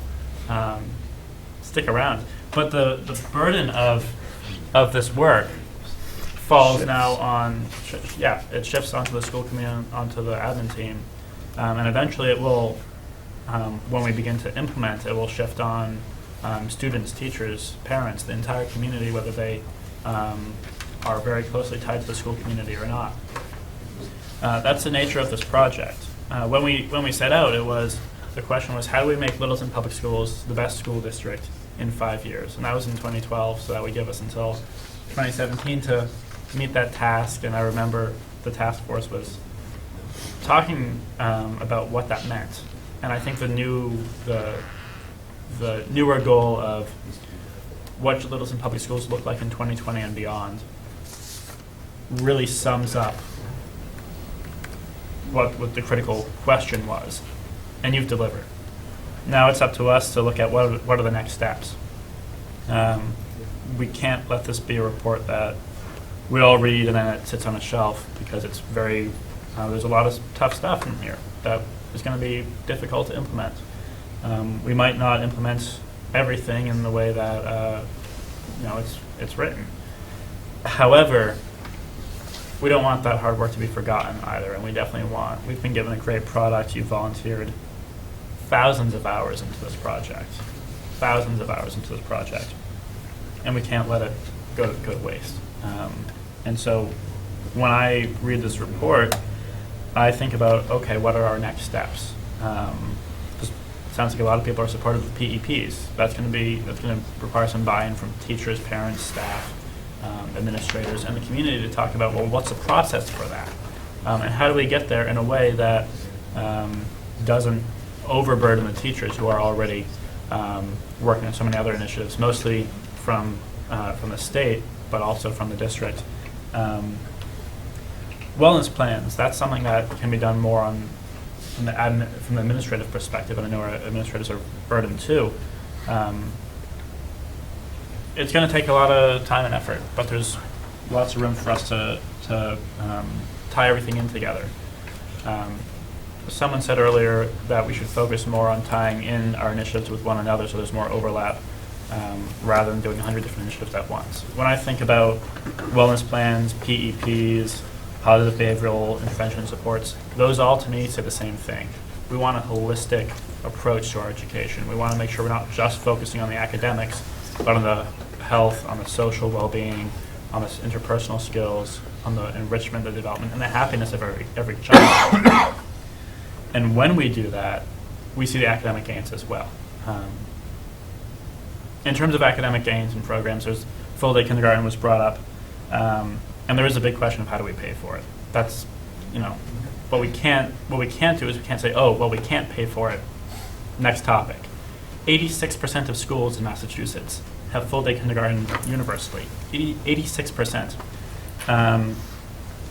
So much so that in the governor's budget this year, the State Department of Education is looking at cutting kindergarten expansion grants because so many people already have it that it's just becoming they say, an addition to Chapter 70. So if everyone's getting it anyway, and they're not actually expanding their kindergarten programs anymore, why not put it back into Chapter 70? Or why not cut that instead of something else that people are still using? We don't want to miss the boat on this one. And obviously, it's not going to happen overnight, but it doesn't need to. 2020, that's an achievable goal. It's a difficult goal, but it's an achievable goal. I think we can absolutely do full day kindergarten by 2020. I think we can do most of these things by 2020.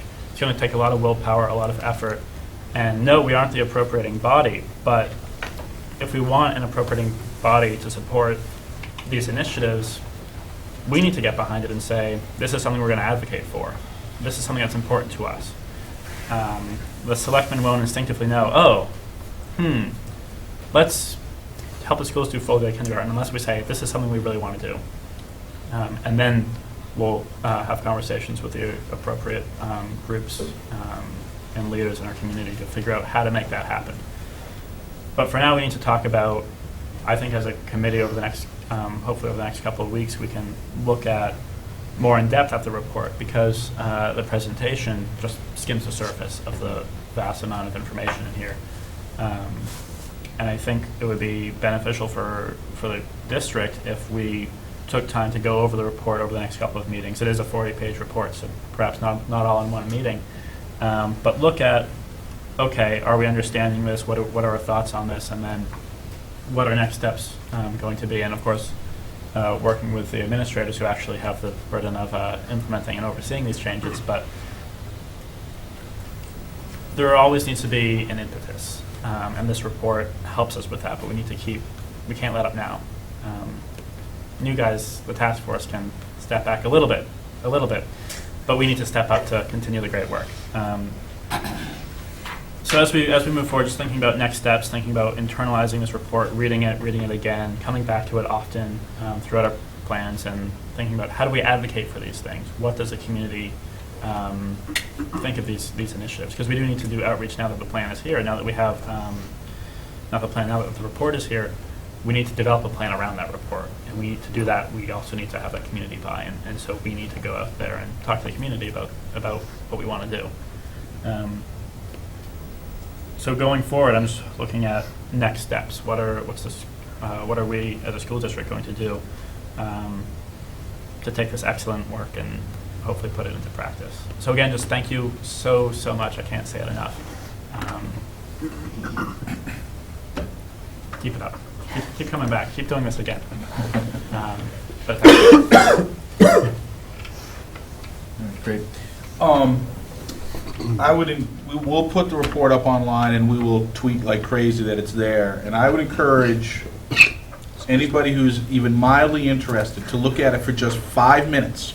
5 minutes will give you everything you need to know about how much work was put into it. It jumps out at you how well done this report is, even if you don't agree with everything that's in there, and nobody will agree with everything. But the fact that the presentation, the analysis, the research, it is so evident that this is a quality product and tremendously worthwhile that it'll jump out at you. So you don't have to read the whole thing unless you're us, then we have to. You guys have to.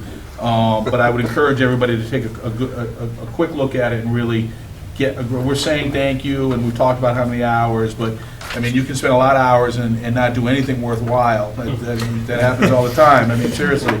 But this is certainly not the case. You can see it. It jumps right out at you. So I appreciate that. I was struck by the terrific balance of, there were new concepts in there. And then there were suggestions on changing, improving existing concepts.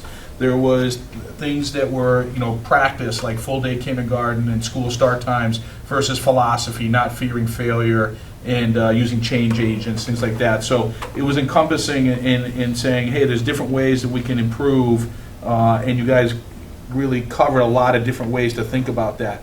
Some that are clearly resource intensive, some not so much. And when you talk about next steps, I would think that, before we really glom onto this and really sink our teeth into it, I think we need to let the professional staff get a look at it and come up with some priorities, especially relative to not only the just pure benefit of doing one thing, but, well, if we do this, we won't be able to do those, just based on time, resources, whatever it is. So they can start to say, we think we'll get, a shorter window will get us this much, and then a longer window we can think about these other things. And I think that's what we should be strategizing about as we look at the report and get ready to have these types of discussions, is what can be done now, what can not necessarily wait, but has a longer window, longer implementation, or might be constrained by resources that we simply can't get around. I think that we can start to have positive impact on a short-term basis, and then with an eye towards 2020. And let's be realistic, some of it might be 2022 or 2025 before we get full realization of some of these concepts. I mean, you guys suggested that some of the concepts aren't on us solely, that we would have to reach out to other districts to think about getting the benefit. They're not going to be on the same schedule we're on necessarily. Even though they may fully embrace the concept, we might have to, be a little more judicious about what our ambitions are relative to getting there. But there is a tremendous amount of opportunity in there of things we can grab onto. The reading that I've already done makes me want to read more, which again is a tribute to how well it's presented. And I appreciate that. You can be done. I know we'll let you be done with this part of it. I mean, you kid around, but we know who's going to show up when we go to do one of the community implementate things. It's going to be you guys, along with hopefully other people, but it's the same people all the time. Bring a the friend. best people. Right. If you want to be done, if you want to be done, go get somebody to take your place, and we'll let you be done. But the group can't be done, and I know We you didn't know won't be. succession planning was part of Yeah, exactly. We tried to limit your initiatives. Small We print. appreciate that. We're more than willing to continue to point you towards where you can do more research. We have that one bibliography. Trust me, there's well more that's not even included in there. We only included. We're going to have what Mr. we put in McSkinnis take a the look at that and make sure that he did it the right way, too. Well, just to let you know, we used Easy Bib. Yeah, we're going to put it off on the electronic mistakes. I appreciate it. I hope you guys have a sense of accomplishment and that you feel good and happy. You should, regardless of exactly what happens between now and whenever we get to the end of the road. Not that we'll ever get to the end of the road, but some of us will get to the end of our roads. But you should feel like it was worthwhile and really enjoy that feeling. You earned it. All right. Anything else? Why don't you? What? Can Bob give a shout out for the trivia night? I mean, he Yeah. teased it out a little bit, but. Yeah. So tonight, Trivia Night High benefit. School, I believe it's April 16th. They're looking for teams of 4 to 6, and it can be students, parents, teachers, school committee Road members. scholars. People from other buildings. It's going to be guest judges. Will the report have content that's covered during the trivia? Study it. It'll be a category. Oh, that could help us. All right. So April 16th at the high school. At the high school. And to benefit. It's a PTA fundraiser. PTA fundraiser. Excellent. Do you have to enter ahead of time, or can you just Yes, show up? you need to enter ahead of time. Enter ahead of time. What's the deadline for entering? I don't know that. And It's how not would- running. how would Ask one Mary. enter? A week of the You know? 16th. That's a good question. Yeah. Maybe that Tuesday that or Wednesday? clarified. It's probably gonna fill up fast, people, so get your team. Yeah. That's It's right. gotta be a really cool name for your team. Oh, we have Just a saying. team name. It's part of the fun. Yeah. It's part of the competition.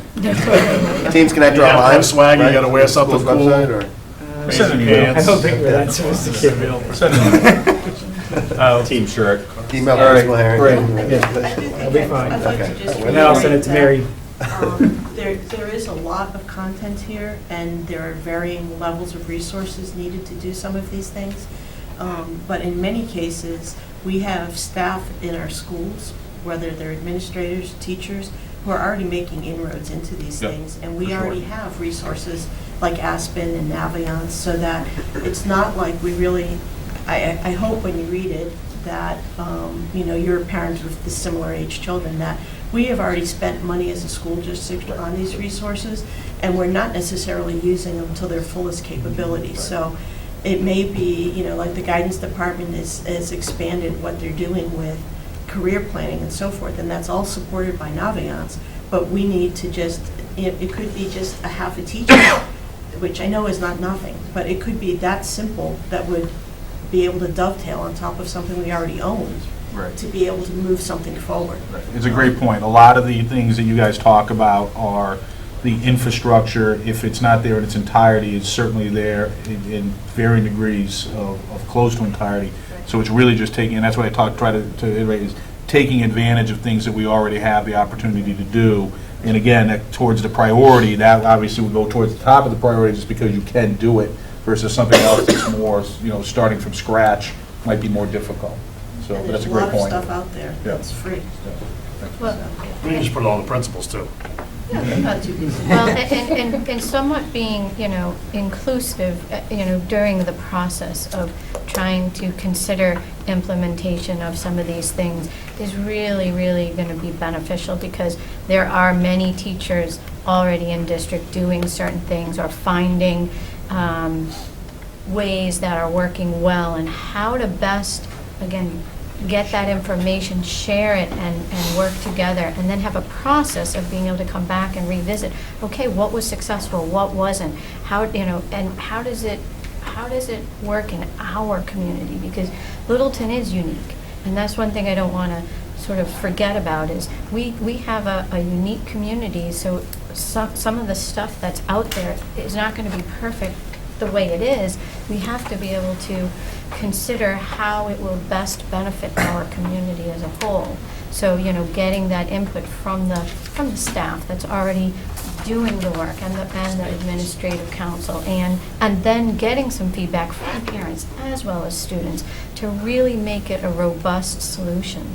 And one that's not done when you've come up with the solution, one that is a process of continuing to improve. It's never really done because, just as as a child develops, things constantly change. What worked, when they were 2 doesn't work when they're 4, doesn't work when they're 6. It's a constant evolution of the development, and so that's true for any of these types of things. They're going to be something that needs to continuously be revisited, looked at, and improved upon. And I would add, stress again, publicize, publicize, publicize. Get it out there so that everyone knows what's going on all the initiatives, both the things that the school committee is doing, that the teachers are doing, the schools are doing. Because the more you get it out there, the more you'll get the community behind you. All I heard you say was you volunteered to do what? When we do put it out there, when we do put it on the website, I know it's part of the packet, but when we put it on the website, I'd like to make a little one change, which is just to add your 5 names to the report, which you all left out, and I think you should have them, because... Did we do that on purpose? Yeah, Pursuit of Excellence. With phone numbers. Pictures. Somebody can thank you. They know how it feels. There was so much work And done. everybody's okay? Exactly. Is everybody Walking okay down with the aisles of that? Donald's will never be the same. We have permission.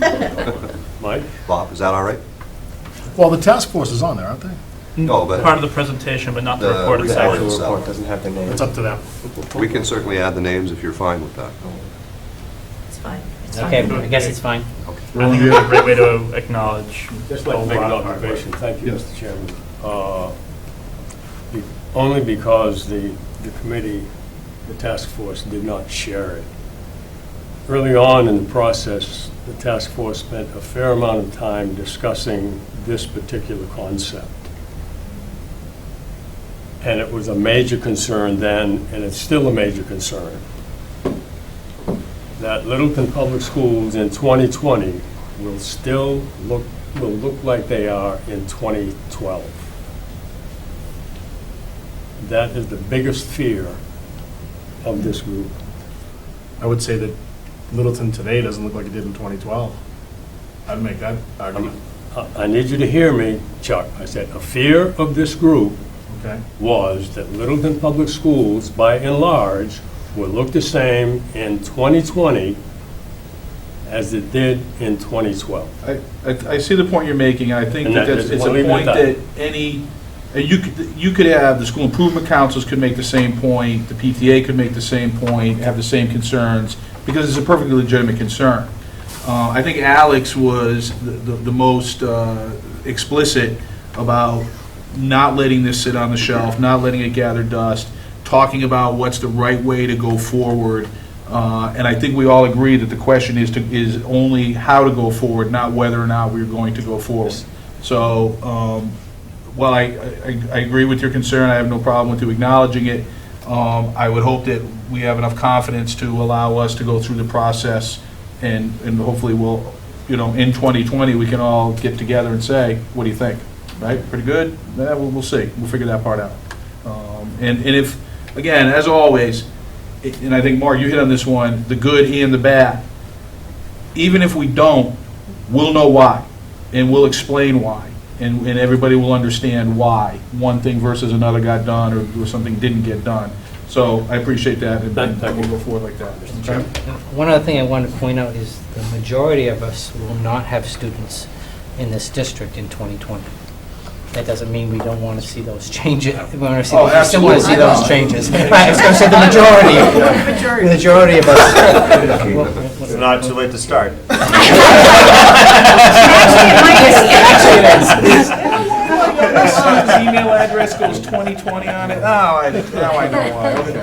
No, but I mean, you're right. I mean, but Lisa talked about, everybody should know even if we're not. And I would think that the vast majority of us will still be property owners. And a lot of what we're talking about, while it's beneficial to the kids, and that's our primary concern, as a town, we talk about this with the appropriating bodies, why it's important to have a good school system and why we should be able to measure it and be able to trumpet it because it helps us protect our property values and it makes it easier for us to transition in life if that's what we choose to do. So. Well, and many of us, my parents are still in this town, and they have grandchildren who are in this school district, so it comes back around. Oh, absolutely. I mean, that's one thing about Littleton. Like many communities, you have people who want to move back. They grew up, they left, they come back again, they raise their families again, and so, it's beneficial to continue to improve our schools. And you want them to feel like that's a good idea. Exactly. That it's not being done out of necessities because I want to do that because I feel like it's a great idea for me and my family. They're proud of what they're coming back Exactly. to.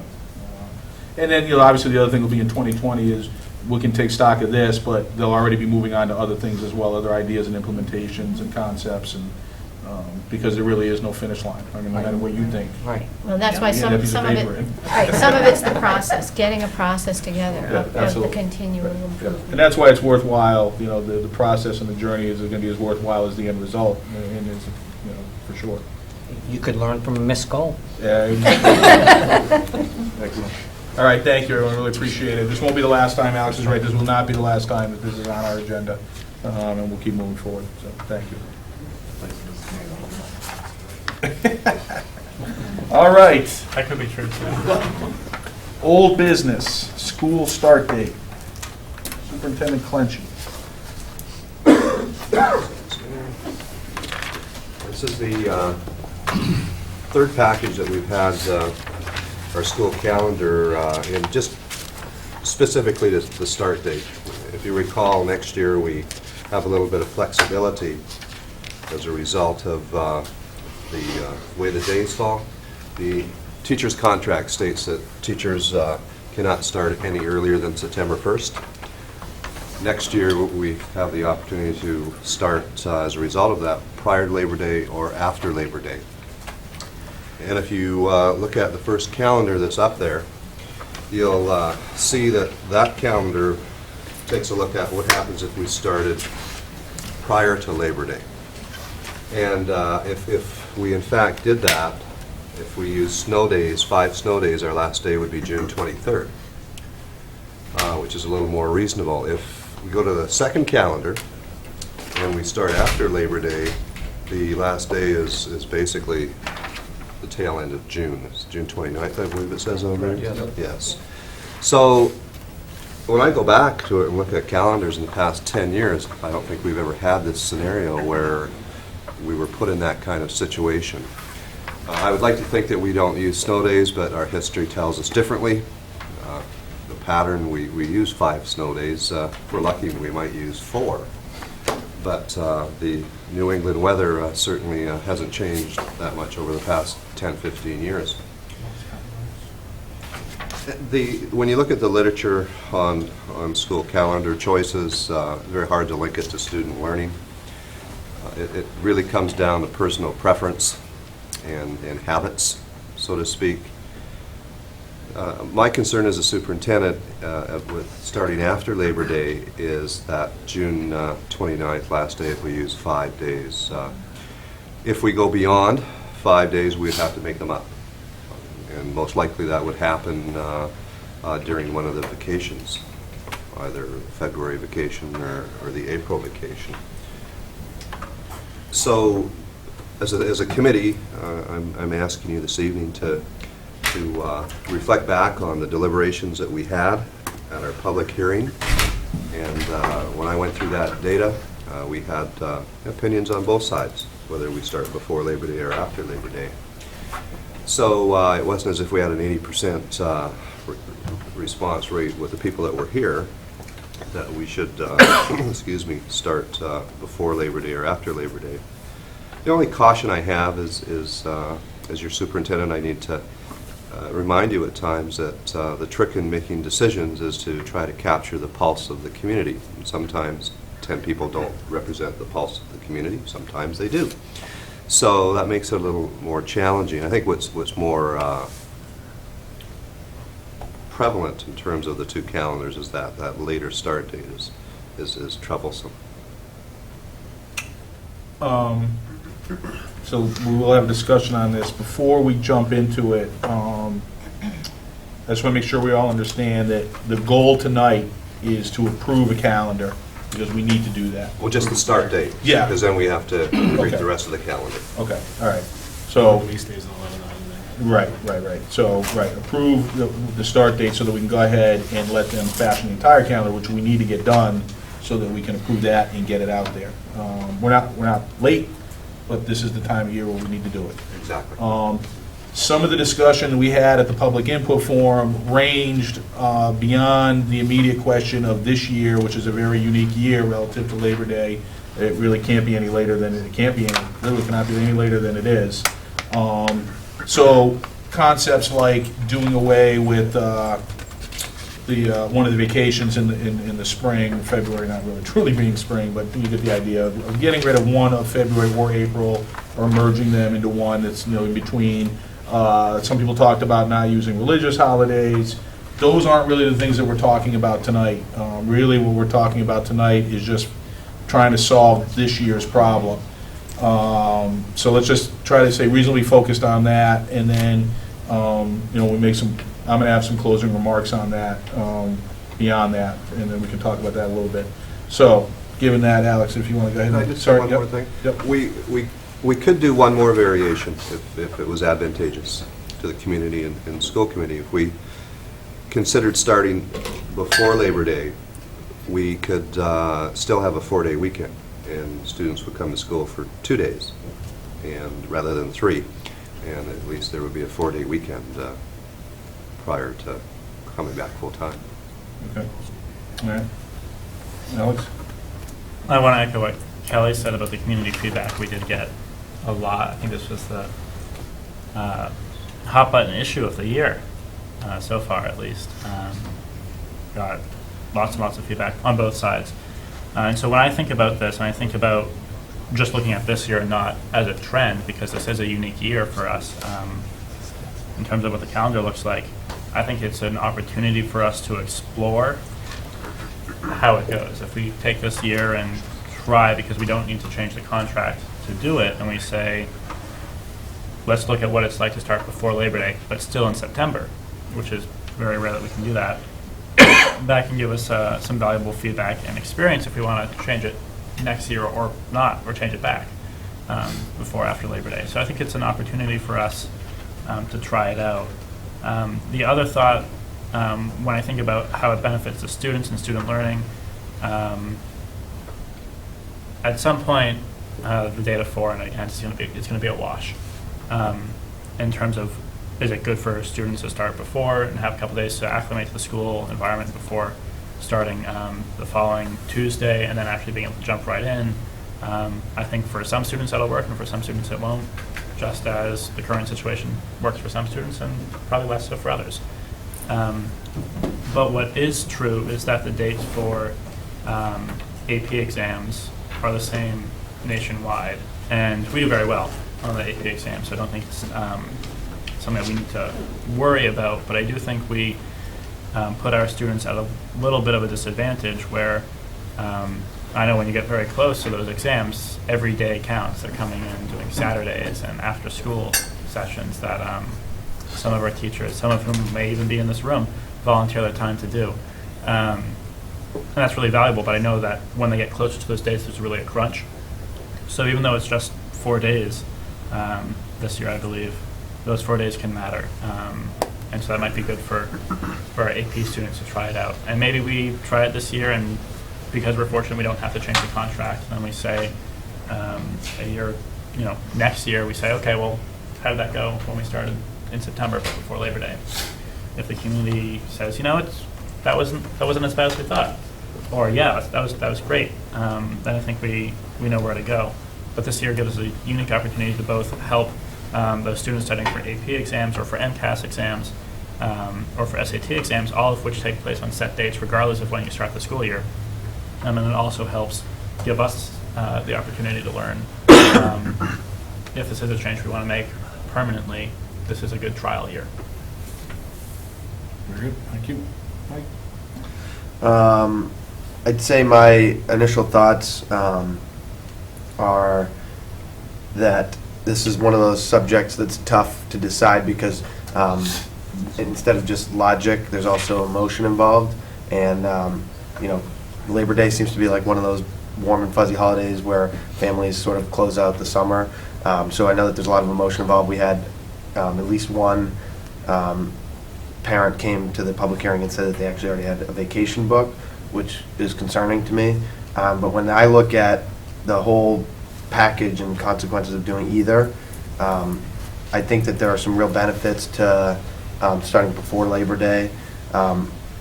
When June comes around, we're talking so late in June that it's, especially if other school districts around are already out, it's hard for students to focus. The temperature in the schools, at least I don't know. I think some middle school has air conditioning, right? In a couple rooms. In a couple rooms. I know in the high school they did not. We used to have this problem. I don't know if it still exists with the sewage at the high school, and it used to become. It just wasn't a pleasant place to learn. I haven't heard about that one in a while. That's a tight tank. That's fixed, by the way. All right. Well, I'm glad to hear. Yeah, and for parents who aren't familiar with this issue, it became really unpleasant in the heat of summer when June hit, and the warm and you had to have the windows open, but you couldn't because it smelled really bad. So between that, the exams like Alex talked about, sports camps, day camps. I used to be a day camp counselor, and they start pretty soon after schools end. I think those are some reasons why we should start before Labor Day. The other thing is, whether or not it has actual, evidentiary results as far as student outcomes. There is something to be gained by having a couple days to settle in. Everybody who's remembers at the first day of school is usually a wash anyway, and it's getting to know the teacher and your classmates.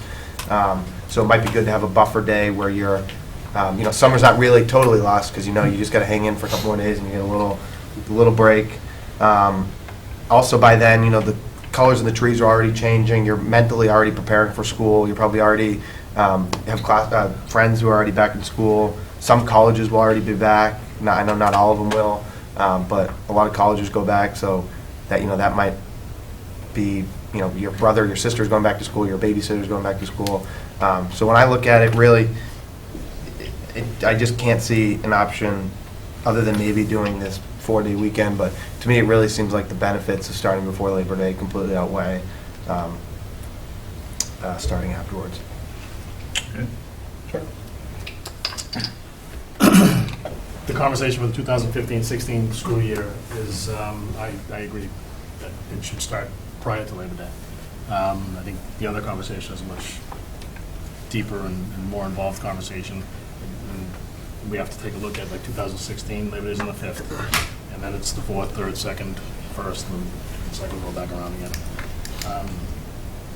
But I think for next year, Kelly kind of stole my thunder. One proposal I was going to throw out there was that teachers come back on the 1st, students come back on the 2nd and the 3rd, closed on Friday, closed on Monday, and then the 8th, 9th, 10th. So I lean more towards, for this year, students coming back on the 2nd and the 3rd, and we close the school on the 4th. It's kind of a hybrid accommodation. Some of those folks that do have places that are being closed up and all those kinds of things will get that extra day that weekend. Thank you. Darrell? Yeah, so as I was looking at the calendar here, based on the circumstances for this year, I think starting, with the before Labor Day date is critical there. I think we can't get to June 30th and be wondering, when are we getting out of school? I mean, my personal observation, is as we get later in January and later in June, they're wasted days. We're just punching the clock in order to clock those days in there. Particularly, high school graduation is typically going to be the first week of June there, so everything is already ramping down at that point. All the things that we have to accomplish, those dates are fixed. So, so I think for next year in particular, supporting the piece there, but I think longer term, we're all got really big time commitments and stuff, but do we need to really set up some kind of calendar committee to look at the broader issues here? The number of days that the state requires is fixed, but we've not taken it, and then we've added locally some religious holidays that we observe. These keep adding in there, but the dates become fixed. The 2-week vacation is really almost a New England tradition there. At some point, something's got to give, or else we're not gonna make it. If the state comes back in a couple of years and says 180 is not the right number, 182, you can't fit in all these other things without something giving. And we might need to be thinking a little bit more a little bit longer term in terms of, do we reconfigure the vacations there? I mean, even just looking at the draft calendar, we go 3 months with no vacation, and then we squeeze 2 vacations in 4 months time, kind of thing there. So it's a little unbalanced in terms of how the overall calendar looks there. So, but I don't think we're going to solve that in any easy way there, because there's also, as I read in the MASC mailing lists and other pieces there, one community by itself can't shift all of these things because not everybody is locally contained here. Do we need to be thinking about how do we outreach broader here? Is there a statewide informal poll as to what's the feeling about squeezing a vacation, reconfiguring the vacations there, because everything is tied to, other things. I mean, our company, for example, alternates take your daughter to work day or take your child to work day based on Massachusetts' vacation calendar and New Hampshire's calendar, right? It's scheduled, there. I mean, so there is subtly a lot of things been built into a lot of things there based on this tradition of where we have these vacations. But that's not tonight's problem, and I understand that there. So I'm fully supportive of starting before Labor Day in the 2015-16 calendar. Okay. I think we have a clear consensus here, and I concur. I think I concur for 2 reasons for this year. One is that we can't start any later than we are. So it's a unique circumstance that I think warrants this exception to what we have historically done. I also think that based on the input we got, it was really kind of 50-50. For every person that says Labor Day is so important to my family, there was another person who said, I hate starting the summer that late. I really don't enjoy it. It messes up our family. So to me, that's kind of a wash. And there was a teacher that was here that said, teaching on a hot September week is a lot better than teaching on a hot June week. You get more work done. The kids are stronger. They're starting the school year out. They can handle it better than they can handle it in June.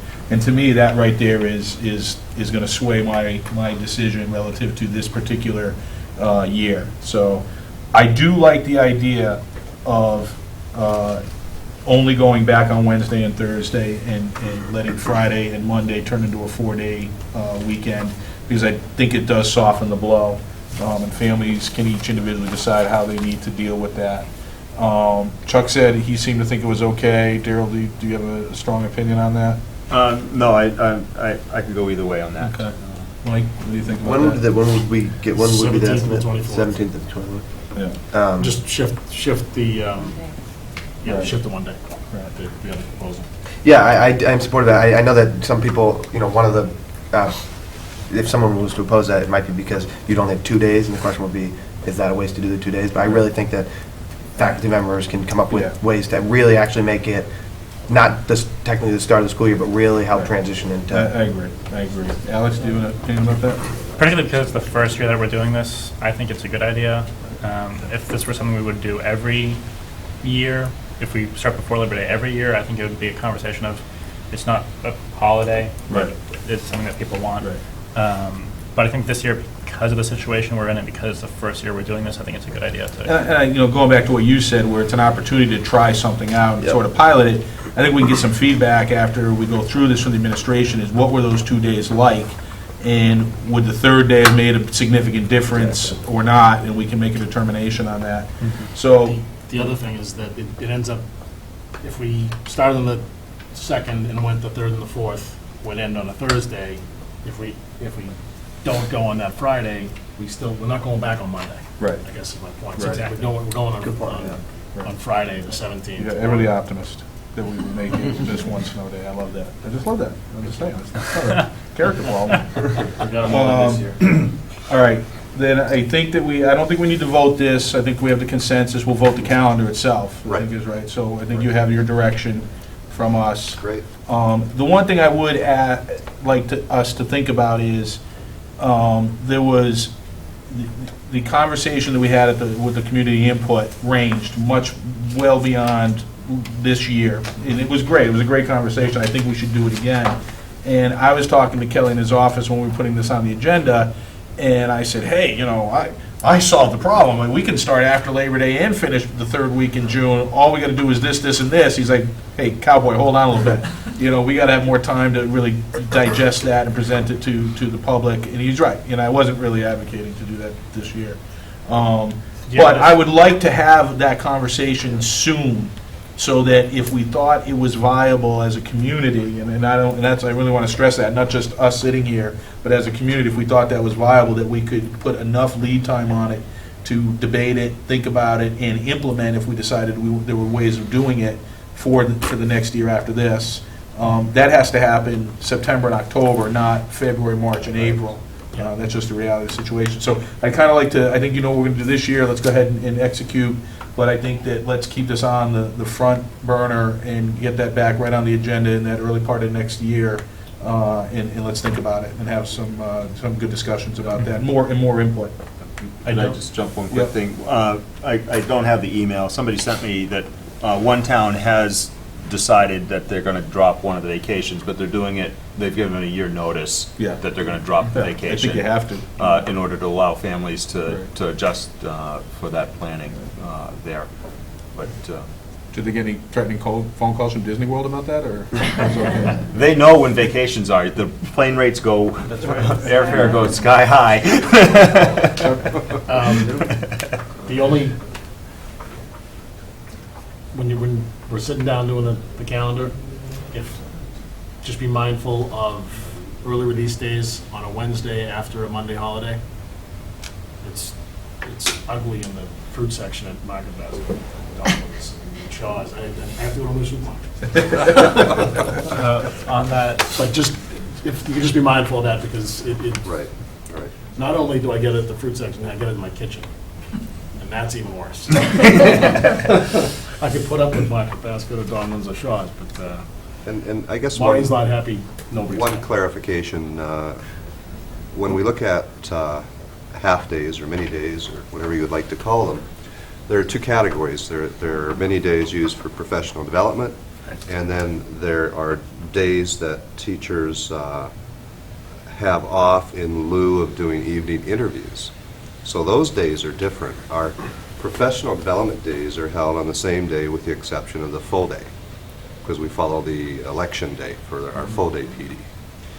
So if Shaker Lane is having parent-teacher interviews, they're going to be on different days than Russell Street, because we want to accommodate as many parents as we can in those time slots. So the half-day off will be different at Shaker Lane, and it'll be different at Russell Street and the high school and middle school. So I just wanted to clarify that, because there are two different categories of mini days. All right. One comment that might not rise to the level of Chuck's kitchen, but It gets ugly now. I believe it. In terms of the half-days that are based around PD, we had a lot of comments coming in about Wednesdays versus Fridays. I know that's not the discussion we're having tonight. If it's not too much work, can we see as we see two different calendars here tonight, when we do go forward and look at what the calendar, and we go for a vote, whenever we do that in the next couple of weeks, can we see a calendar with half-days on Wednesdays versus some of those Fridays? Well, Am I jumping the gun here? Or you need well, to you're jumping the gun in a way you're putting me in a very difficult spot, but that's fine. We've considered Friday PD. When you talk to districts that have done it before, I've done it before in larger districts, we have always ended up changing it. And we've changed it because our attendance rates were down significantly, and we were eroding learning time. And so for that reason, I'm a little hesitant to go in that direction. I'm not saying that every community is alike, but I've been hard pressed to find communities that started a Friday and continued with it. I mean, something we can continue to talk about at the leadership table. Our job, or my job more correctly as a superintendent, is to maximize learning time for students. And I know it's convenient. I've had proposals out in other districts that had more flexibility from the state for 4-day weeks. So I understand the benefits of time, family time, but just from past patterns and trends that I've noticed and my administrators have noticed, it does erode learning time. That's fine.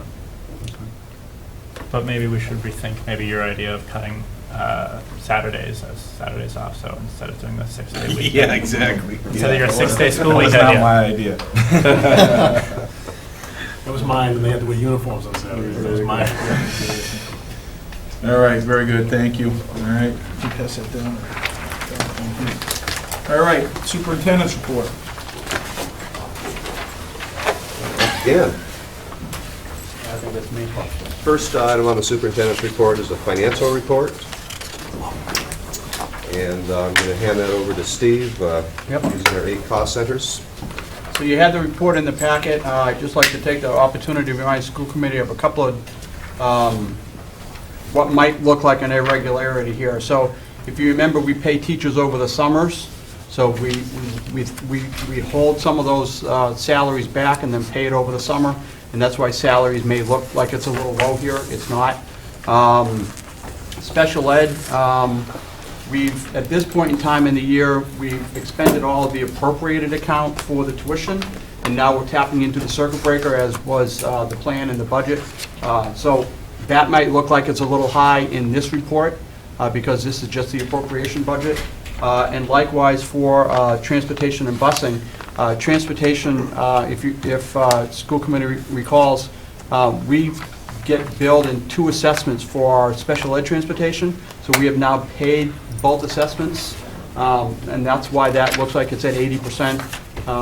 We won't get any more bills for the special ed transportation through CASE for the rest of the year, so we're kind of prepaying, but that's why that looks a little high. But we had the typical accounts that we're looking at that we've mentioned a couple of times this year. The tuition reimbursement account, the custodial overtime. We've had a lot of snow removal issues with custodial overtime issues, so we're watching those accounts. We're working on plans to make up those overages in other areas of the budget. And we're watching energy still. It's been kind of cold and it's been kind of a longer winter, so we're watching that as well. But no real surprises here. So I'd be more than glad to answer questions or provide additional information the school committee needs. Okay. Darryl, any questions on that? No. He hit all the areas I wanted to have questions on. So Okay. Chuck? Mike? Alex? Nope. No? Okay, All right, thank you. Just keep us posted as we finish out the year. All right. Staffing update is enclosed in your package. pretty straightforward. I'm not sure if you have any questions. Please feel free to ask if you do. I'm pleased to officially announce we have Robin Healy in the position of financial accounts payable manager. That's taken a lot of stress off both Steve and I, having somebody in that position again. And we're rapidly catching up on some of our enterprise accounts that we want to take a look at where we're at with them. But we were without somebody for 5 weeks. A long time. 5 or 6 weeks, yes. Yep. So. It was 5 months, Steve, right? It was a while. Well, now I have more free time to work with the Pursuit of Excellence Task Force, so. Are we expecting any other retirements? Yeah, that's the 4 we know of at this point in time that have officially signed papers and put papers in. Yeah. Is there a deadline for that? No. No, not really? No, there's a section in the contract that allows for certain monies, provided that they've taught X number of years, that might be affected. But Right. it's a longevity payment, so to speak. But that's the only thing that would do. All right, anything else on that? All right, thank you. And item 3, I didn't realize we're going to go this late, so I will spare you. I'll just be very, very brief on item 3. I attended a superintendent's conference the other day on a variety of things. One of the topics was district-determined measures. You know, as a school committee and as a community, we've been working on district-determined measures for 2 years. It's part of the educator evaluation model.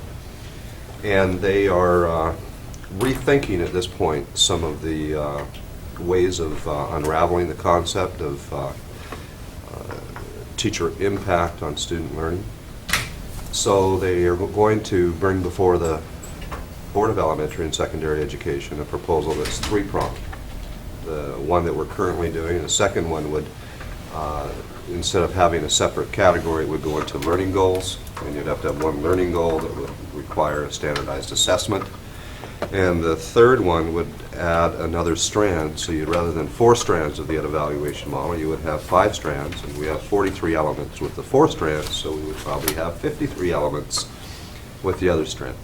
So I've looked at the pros and cons of each, and we've had a chance to talk, I have, with a number of superintendents, and it really depends on where your district's at. We're fortunate. We've negotiated their contract with our teachers association, and we have language. Some districts still don't have language. So they probably have a tendency to look at those other 2 options a little more seriously than we perhaps would. At this point in time, unless the board passes it, there's no sense having a lot of discussion, but I'll be having some discussions with our leadership team. The second one I talked about, it can work, but if you look at states that have been doing that, there's some grave concerns in terms of the quality of what they're doing, and is it fictitious, or is it actually a good measure that's allowing it, permitting evaluators to judge the impact that a teacher has on student learning. So stay tuned for more as we go on. Student surveys, staff surveys, we're continuing on with micro-surveys, and it's going really well. I really like that approach, and I think it's far more meaningful than the traditional surveys that we used to see for many, many years. And our middle school online science pilot is underway. I'm excited about that. We're running an online resource for science from now to the end of June. I've asked Principal Branco to do a presentation probably at the last meeting in May to assess how effective it is and how it ties into the upcoming core standards. They're still not here yet, but everybody has seen them, but they're not official. And if all goes as planned, and we're happy with the learning outcomes, and the teachers are happy with the resources, we will be recommending that we adopt that in September, and it will be a renewable fee every year. But the powerful thing about that is the resources are active. In other words, it's not a textbook. Nothing jumps off the page usually when you read a textbook, but when you go into an online textbook, you can click pictures and icons, and it'll take you all over the place. Animated experiments, it's incredible. So we're hoping that things go as planned. We spent 2 years looking for resources, using best practice as an approach to identify and look at resource strengths and challenges. So I'm really glad as a superintendent that we're at this point in the process, and confident that we'll be pleased when we reevaluate it at the end of May. The last item on the agenda, in a minute I'm going to turn it over to Principal Branco. Rita and I have been spending the year, I know we've had a lot of special education audits, so to speak, but Rita and I have continued to do what I call a forensic audit, which is a little more detailed. And what we're doing is, we're not looking for efficiencies, we're looking for IEP actualization and supports given. I'm just putting it simply. And what we're discovering is, as systems evolve in terms of demographics and special ed students, depending on the accommodation the student needs, a system can accumulate ed assistance as part of their IEP. There comes a point in time where there's a critical mass that may be established within a grade span or configuration that we need to relook at what we're doing. And we've started with 2 schools, and we brought Mark Branco into the conversation when we found an aggregate mass that we really needed to take a look at, see if we could do things differently and do something more advantageous for student learning. So with that, Mark has come up with a proposal that's been endorsed by Rita, and I've given it the initial rubber stamp, not the complete one. I'm still missing a few questions I need answered, but I'm going to have Mark talk about this. There's a handout that You guys should I have a believe you two-sided. have, Yep. and we have it on the Yep. PowerPoint. Before we jump in, Yes. Dr. Branco, Darrell, Yeah, so, I'm just thinking of some of the things that our task force was talking about there, and, I'm thinking about your readout for your science pilot there, which will probably be a formal readout to you, and then you'll give us a formal readout of that. Is there a way of encouraging you to maybe also think about how would you write like a pseudo-article, pseudo-interview Yeah. to provide more of a community-focused So- output of that, so that we could either seed it to the newspapers or as well as to other Yeah, media? we can certainly think of a way to do it.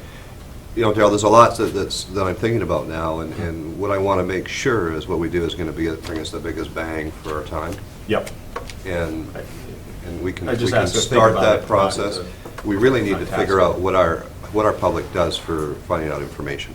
And we need to talk to LCTV and look at viewer rates and population demographics, and maybe we're missing a real diamond here in terms of using LCTV and using various media strategies to get some of this information out. I don't know, I'm just thinking out loud, but we can certainly do something, and we need to continue to find a way to reach that broader audience. Yeah, I was just using that as a thing to think about it, sort of a non-technical readout method of it, because most likely you'll be looking at it from a very, how is this going to be effective on it, and that's not necessarily going to translate to something that will be more broadly consumable, and then whatever media is it at a different. So Dr. Finnerty and I have talked about presenting here, and then making sure that whatever we send out is basically stripped of all the educational jargon, quite honestly, that confuses half of us in the room. So that, we can be put out in the newspaper, be sent out to the public, let them know what we're doing. Maybe we try, flipped videos for the public as well. We've talked, I just went to a conference this past week, and actually was part of a group that administered a session on communicating with the community. And it was a think tank of people in different ways that we do it within our communities, and it was just fascinating when you put a bunch of us in the room who are obviously opinionated and stealing ideas from each other. So I'm already back with a lot of thoughts. I spared the staff an hour faculty meeting for MCAS training last week and made a 16-minute flipped classroom video for them, a flipped staff meeting instead. And I thought they were all going to buy me coffee and candy because I didn't make them sit through an hour lecture on MCAS. So I think as we get more creative with this stuff, and I've been told people still read the newspaper too. So I mean, I do think when you talk about who our constituents are and who the people are who don't have children, we need to find out how they're accessing information in our community. So maybe maybe that'll be a good opportunity for us to try it right out of the gate with the science. So you have the information here. Everything on the slide is just exactly from what you have, just so that the people in the room could see it as well. So we talked a lot over the course of the year with Dr. Detweiler, as well as the middle school staff, about how we can restructure our current staffing and be more effective with certain populations of our special ed students. This is by no means intended to be a full-blown primer on special ed tonight, but I felt like in order to participate in the conversation, I wanted to give a quick overview for people of like what's going on now, just in case you're not in the know on that information. So currently we have 76 students who are on individualized education programs at the middle school, and a student's individual schedule and services are determined by the special education team process and then documented in his or her IEP. So it's just important to know that as we talk about scheduling and placement and programming, it's all obviously driven by that legal document and by the best needs of the students. And in this case, we have 76 students this year. Special education student at the middle school can be placed in the content areas in a variety of formats. We have full inclusion, which is para-supported in the content area. That's our Tier 1 support. We're proud of our co-taught model in math and ELA. This year, the district supported our ELA team and math teams and special ed teams in all 3 grade levels to go out to co-taught training. We supported this my first year in the district, so this is now year 5, believe it or not. So I think that's 2 rounds of training in a 5-year cycle is pretty good. And we do have some new teachers as well at the middle school that weren't here when we did the first round of training. So that was a refresher to bring them back into the fold. And then we do have a population of students in our Tier 4 programming. These are students that require intensive, specially designed instructions and support in order to access the curriculum. They come under typically one or more of the following categories. Language-based learning disabilities, which falls under the category of specific learning disability, autism spectrum disorder, cognitively delayed students, which are students who are academically below their grade level peers by at least 2 or 3 years or more, and we have subpopulation of students who have emotional or behavioral disorders. So our Tier 4 program has students who fall into those brackets, and they need specific programming, specific staffing. And every year, I think, at the middle school, we get a little better with all of these populations and better understanding and do more training. And this was a year of reflection for us as we look at what students have gone out to the high school and how we've prepared them, who we have this particular year, and now as we look at our population of 5th graders who are about to enter the middle school, this was a good time for us to be reflective. In addition to those above content area supports, many students who on our IEPs receive a variety of supports outside of the classroom through our Learning Center model. This is our Tier 2 or Tier 3 supports. Students have access to a variety of supports, including technology-based programming, structures, and typically those services include review and preview of content material, focused reading and writing in math groups, time management and organizational skills, and remedial services in all of the content areas as specified in the child's IEP. These services are scheduled at different times during our day, during flex blocks, during unified arts periods, and in some cases, specifically if there's students who struggle with reading in their own language, we drop the world language because most of the research says if you're struggling in your own language, there's no need to put the child through that until they've mastered their first language. So that's an overview of other types of services. And then we also have related services, which are also Tier 3 services outside of the classroom. These are flexibly scheduled according to the students' needs and schedules. These include behavioral therapy, and we have 2 groups of staff members that fall into this category. Our board-certified behavior analyst, BCBA, and I'm certainly not going to read that definition to you, but I put that in there for people who would like to know exactly what that person does. And then registered behavior technician, RBT, which is the support trained personnel underneath the BCBA.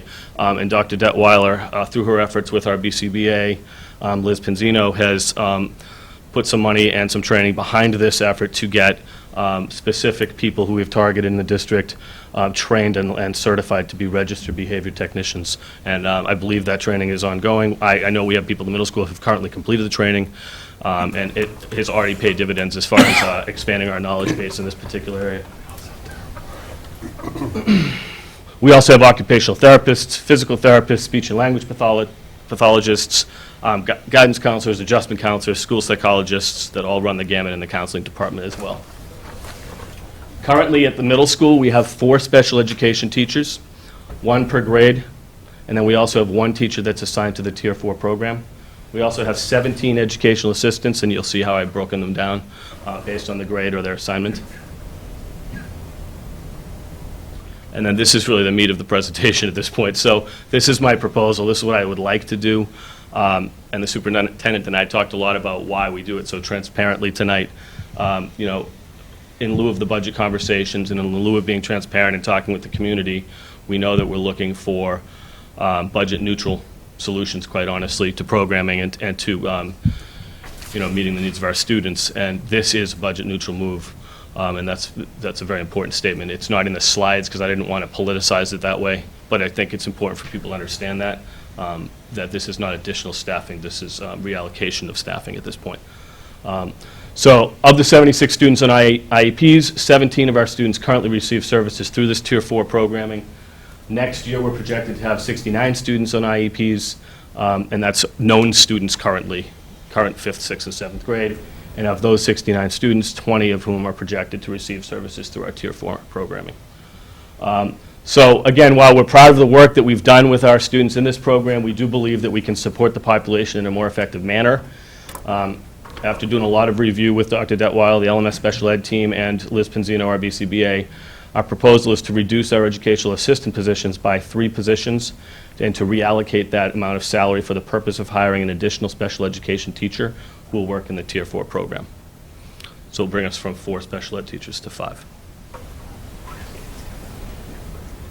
This will allow us to better meet the diverse needs of our students in the program in many, many ways. I don't want to read this whole list, but I do think it's important to highlight every single one of these bullets. Right out of the gate, it'll offer us an opportunity to provide a program that's highly structured and provides intensive, specially designed instruction that's individualized. Right now, we are offering individualized instruction, but we have 1 teacher with a large group of students, and when it comes to scheduling those students to get the best learning opportunity possible for small group instruction, you want that number to be between 8 and 10 students or less, and that gets increasingly more difficult with 1 professional staff member. So the goal here is to increase your staff members 2-fold here, and then we can actually schedule kids and meet their needs in better programming in smaller groups. Second bullet talks about we'll be better able to schedule related services and consultation to classes. So what that means, for example, is if we set this up correctly physically in the building as well as with a staffing configuration that makes sense, when our extended service providers need to come in to do either observations or direct services with children or consultations with the staff, it'll be much easier to do that because I'll have 2 staff members responsible for programming. So if 1 staff member is working with children, someone else can take the consultation or vice versa. Right now, it's very, very difficult, and we often find ourselves robbing Peter to pay Paul to try to figure out how to get those professional conversations to happen. And then inevitably, you know, you try not to shortchange children's services, obviously, to make that happen. So this, I believe, is going to solve a lot of the stress on that and let our professionals who have to have deep conversations about programming and about children's needs have those conversations in a more conducive way. This will also allow us to take a look at having multiple small group ELA and math classes that are tiered by need and or grade level. Right now we have 1 professional who's doing those services.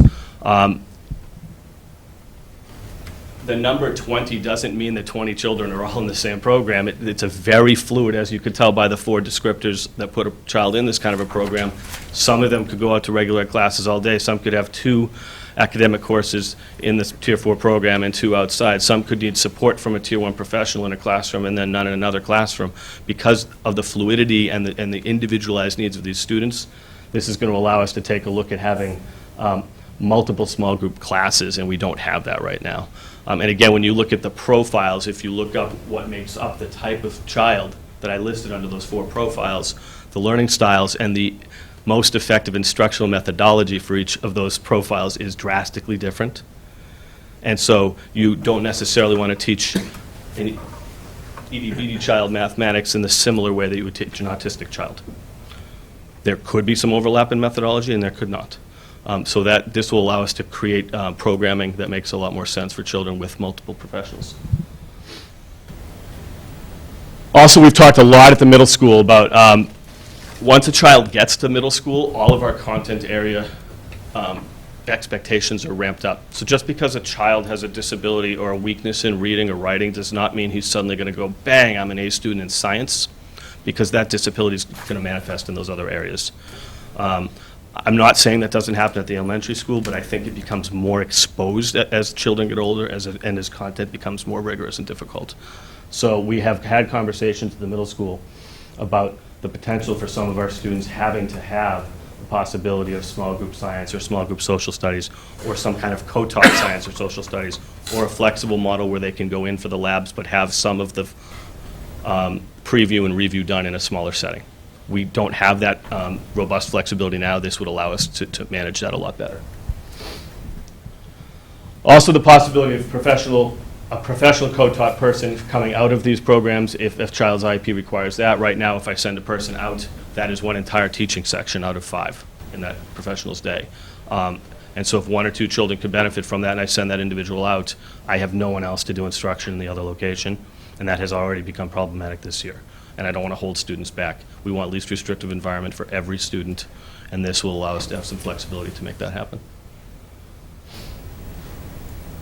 Also, uniquely, our special education teachers will be able to focus on a specific population of students based on their professional skill sets as they develop them over time or already have them when they come to us, and develop relationships with students. Children connect differently with different adults. So if we can have a couple people in a program to really bounce ideas off of, to let Johnny, build one relationship with Mr. Faraday and a different with Mr. Branco, or I have a specific skill set with one population of learners and he has a specific skill set with another, that is absolutely in the best interest. We can build capacity as well by learning from each other and training from each other. So that's the hope of getting someone to partner. And finally, this concept of generalization, which I have learned an immense amount about in my 5 years at Littleton Middle School. It is not healthy for any profile child to have the same person for long periods of time as their only assistant or their only instructor. And I will tell you that the students who I'm most proud of who have gone up to the high school are the ones who can see me at the high school, look me in the eye, shake me in the hand, have a great conversation with me, ask me how my day is going. And that's not scripted, and it's authentic. And when you have more adults in a program who can allow kids to transfer those skills and practice those skills in a safe and unique way, that's better. So to have one point person for a child for 3 straight years as their academic guru or driver, so to speak, hasn't always been the healthiest thing for everybody. And I think this will really, really help us out in that particular situation. So that's my justification. I'm sure the superintendent and I will have the deeper conversations that also includes budget, but I'm here to tell you that this is the academic and social emotional reason behind it, and I'm just lucky enough to have said to you that it's budget neutral, and it has to be this at this point in time. And it's not budget. The budget's not. What I'm going to be looking for to I guess finalize my endorsement is to ensure that the students that are involved in that program have IEPs that are indicative of what the new program would look like. The second component would be to see the profile of the grade 5s going into the middle school and identifying the Tier 4 students, and also looking at their IEPs to ensure that they're aligned with the new programmatic approach. Once I have that assurance, having spent a lot of time looking at this, I do truly feel that in this particular situation, it will provide those students that require Tier 4 services access to greater expertise. And that's what this is all about. When you look at your organization, you constantly need to look at where you're at, where you've gone, and where you need to go. And throughout the years, if you do a 10-year profile on this district, our demographics have changed with special ed students, and for good reasons we've had to add ed assistants. But what happens if you're not careful is you just keep doing the same thing over and over again and not realizing that there are opportunities. And this is one such situation that we've identified. Questions? Yeah, thank you. This was very in-depth, and I appreciate that. In terms of the change, Do you know which three, in terms of not who, but programmatically? Because I know right now there are 2 ed assistants in 6th grade, 4 and 7th grade, 2 in 8th grade, and 8 in the language-based program. Where are those 3? So I obviously can't talk about who, but I can talk about which locations the FTEs will come from, right? So the, it's 6th grade next year will remain 2 grade level assistants, 7th will go back to 2, 8th will have 4, because that's the 2020 class where the bubble year is, and that's the promise we had made together to make sure that that was supported. So it will come out of that remaining number. Okay, thank you. And then my other question, 2 questions, just in terms of the process. It sounds like you've had a lot of in-depth conversations with Rita and with most of the staff who are affected. Have you done any work with other parents of some of these kids? I know getting everyone together for an IEP meeting is difficult. Getting them in for something else is even more so. Well, with the CPAC? It actually comes out authentically usually in those meetings. So when we have, annuals or 3-year reevals, or we have progress updates, that's when we take our authentic notes and get our information for, okay, what's working, what's not. If we had this, we could do this better. And so really this has been, literally a 5-year process for me to get to understand what the profile is at Littleton Middle School. And it has grown and it has morphed over time in this district too. And so we have a population of students with unique needs. And 5 years later, it could be a different population with different unique needs, and we might have to shift again. Because it is a subset of students, it can change very, very rapidly what the needs are. So right now, we've taken a good look at that, by name, by need, and this looks like it's going to absolutely meet their need in a better way than we have been able to do it in the past. Excellent. I think that's the best question. And that it's budget neutral is sort of a benefit to that, and it enables that to happen. But obviously, the goal is meeting the need. And in terms of making sure that the program is driven by the needs of the IEPs, not that the IEPs are driven by the availability of the program. Well, which is why we're looking to make the change. Exactly. Right. Yeah. Thank you. Yeah, all good, thank you. I'm good, thanks, Mark. That's a great presentation. Just one thing, because I'm not here to second guess the analysis, because I think what you presented quite the rationale on everything here. However, once you start saying we're going to shift 3 positions that are currently in place, concern about anxiety that might create with the, our receiving population there, because they're going to see that there's going to be a shift of 3 people and then 1 there. My question really centers around what processes are you using to make sure that your changes are effective there, so that in a year from now, how do we know this is working? Was it 3 too many to shift based on your analysis? And how are you going to sort of validate that your shift is the right recommendation? So what we started to do last week was we started to build like mock schedules. Number 1, just to make sure needs can be met based on IEPs, and then the second conversation I had with the teacher was, are there efficiencies that can be cleaned up, so to speak, in what we're doing now? So we have 7 people working very hard, but are they overlapping? Are they sharing responsibilities and duties? And can that be done by 5, or 4? And the answer is yes.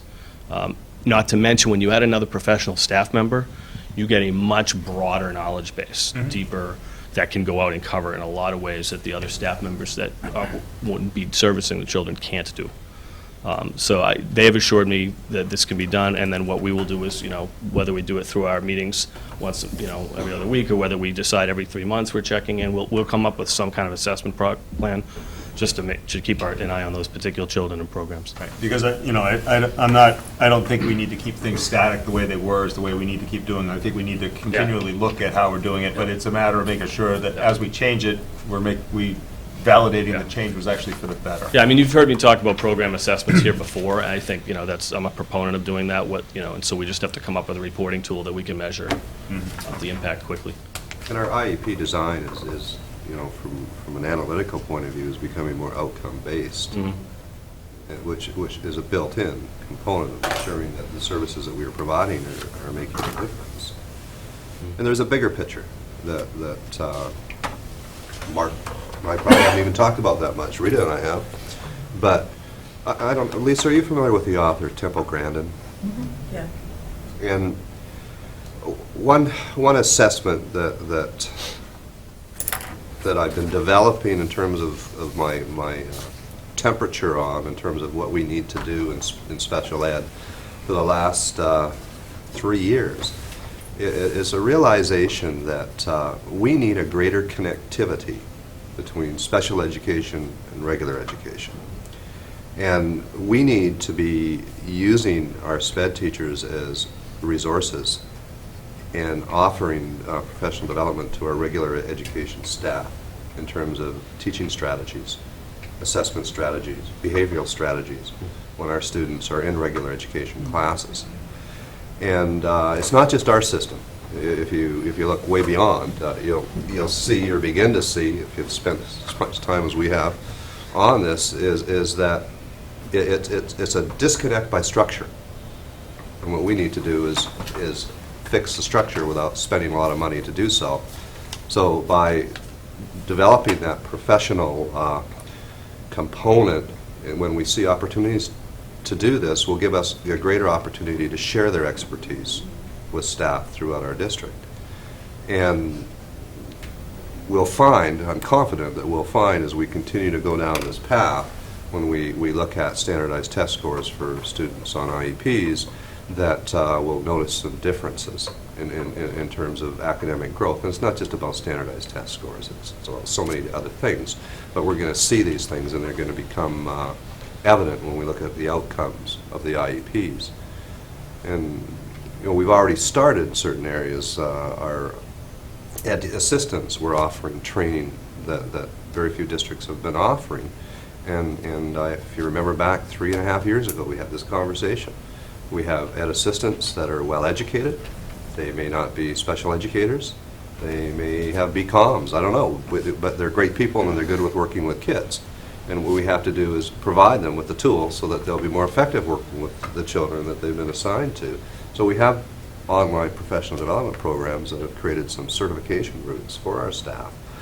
Our regular education staff don't have as much exposure as I feel, and I'm sure Rita agrees with me, that we would like them to have in terms of dealing with students with various academic and behavioral accommodations. And this is one way of getting a consistent approach, a district approach, to making that happen.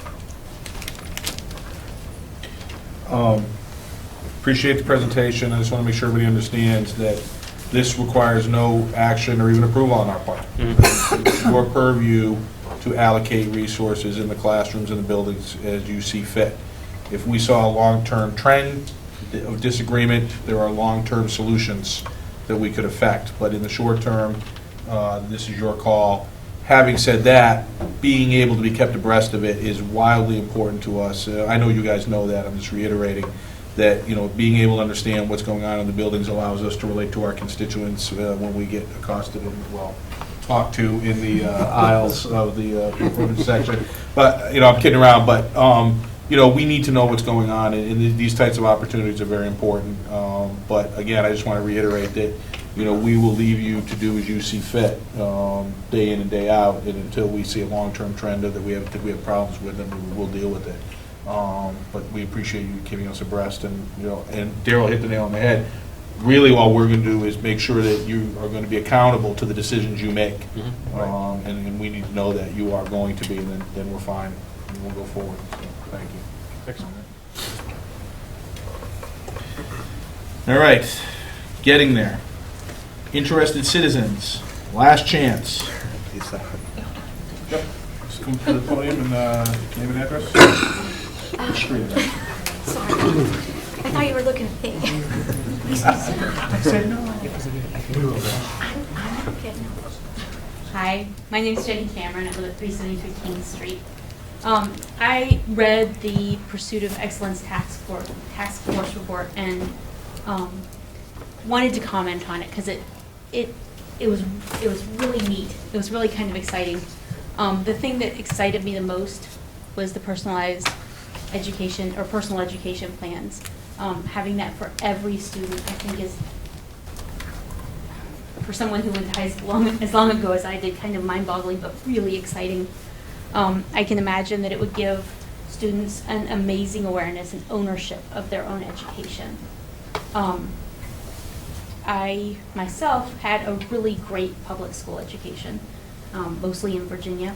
I went to a high school that at the time, and still, well, at the time was the #1 high school in America. It's #2 now. But Since you left. I put the shot You were holding down. up for so long. But it was a spectacular education, and I came out of it with so much knowledge and so much neat knowledge, and having worked with so many neat teachers who made education amazing. But I think leaving there, I had very little idea of what I wanted to do and where I wanted to go. I knew I wanted to go into college.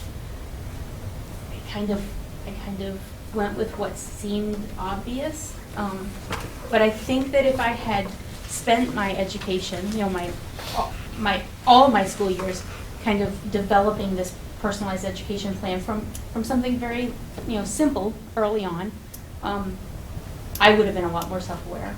And I would have been able to approach college with a much better idea of where my strengths and my passions could have brought me. And I think another neat thing about it is that I can imagine that a PEP could help the students who might have otherwise not been the superstars, or even sort of the pretty good students, but also not kids who have to have an IEP, the ones who are in the middle somewhere. Having a hand, along with their teachers and their parents, in developing this plan could really empower them and really help them direct their energies to discovering what those special skills and interests that aren't traditional education things could lead them to in their lives. I also looked at the website for the software that y'all mentioned in the report, and it looks really neat. And it looks really well developed. And it looks to me like something that today's kids could relate to and could immerse themselves in, and maybe even start using in ways that the software developers haven't thought of. I think it could really be a powerful thing that would be continuous throughout their education, which there isn't a lot that's a constant throughout your 12 years of or 13 years of education. So I was excited about it. I wanted to, I think exploring a lot of the ideas that y'all covered will be really valuable for our schools, and I wanted to say thank you for putting it together for our kids. Thank you. Thank you. Any other interested citizens?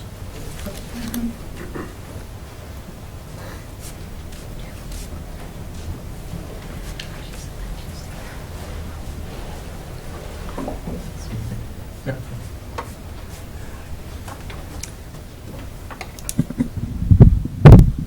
Hi, Katie Caruth, 58 Goldsmith Street. And I also wanted to say that I read the report, and it was an amazing collection of information. It was a great, resource, and obviously put an enormous amount of work into it, and it really showed. And I just want to say that a couple of the ideas that jumped out at me from that report, two in particular. One was the entrepreneurship opportunities as an alternative to VHS and dual enrollment. The kids in town already do community service, but a contracted learning experience could benefit both the students and the community. There's so many ways that the kids could develop a educational program and, perhaps get credit for it. I serve on the sustainability committee, and one of the things we're looking into is solar for Littleton. And we recently pulled together a job description, an unpaid job description, and sent it out to UMass Lowell, and found a student who's willing to come and work as a member of our team to help do research. And I'm sure that high school students could do that as well. And there's many, many great opportunities that would really benefit the community. So I thought it was a great idea. And I also really like the positive behavioral interventions and supports idea. I feel like a lot of parents are already doing that at home. And it seems like it's truly an intervention that could benefit all students beyond special needs children, especially when the way Mr. Branco talked about the different tiers, and many kids are in the mainstream classroom with a regular ed teacher who may not, have those skills developed. So it seems like a common sense idea to go with something like that. And it seems it would create a more supportive environment for the whole school, for students to see, people treated that way. And, hopefully reach beyond the school into the community, and would be a better place, make Littleton a better place for the kids in town. And a lot of other great ideas in there, but I'll leave it at that. Thank you. Thank you. All right, any other interested citizens? All right, moving on, subcommittee reports, PMBC. Nothing to report. Nothing to report. Budget subcommittee, we haven't met since we had our public hearing on our budget as a subcommittee, but we did attend a Board of Selectmen meeting where the FinCom was there, and because when we voted our budget 2 weeks ago, there was still some business to be conducted. We had been told that they were going to consider allocating $70,000 towards capital that would allow us to reduce the amount of money we needed to spend on the operating side. So we made a very complicated two-tiered sort of motion to make sure that if that did not happen, that we wouldn't shortchange ourselves. It did happen. It was a very well-received idea. So subsequently, our final numbers, which are in the motion, we don't need to do anything, but just to reiterate, we will have an operating budget next year of $18,322,797. We will expect to fund that with a $17,250,000 appropriation, which is an increase of $550,000 over last fiscal year. We will use an additional $700,000 in circuit breaker funds, and we would project the balance that we would need to make up out of school choice will be $372,797, which is a little bit less than what we expect to take in. So that will allow us to maintain our level of around $670,000 in school choice. As always, that's a voted budget. It's not an actual. A lot will transpire between voting it and implementing it. So we could see that circuit breaker goes up and we get more than we thought we were going to.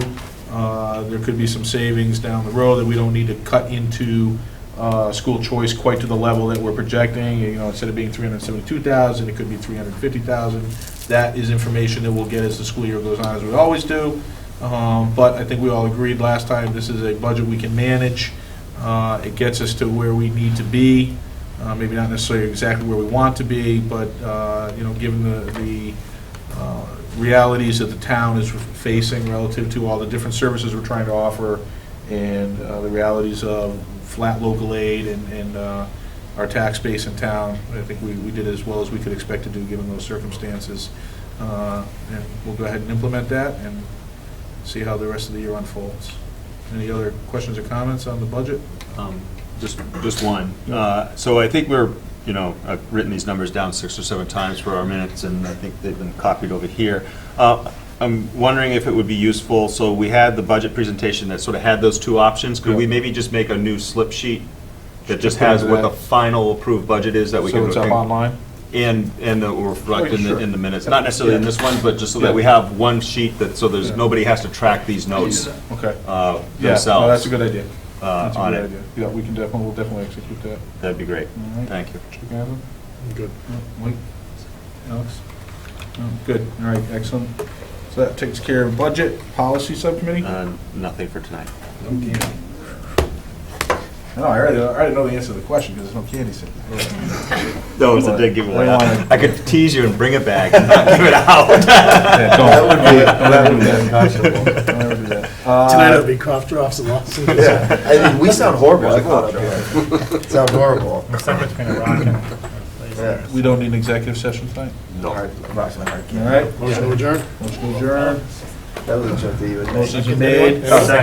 Seconded. All those in favor of adjourning? Aye. Excellent. Thank you, everybody. Thank you. Yeah, Alex is.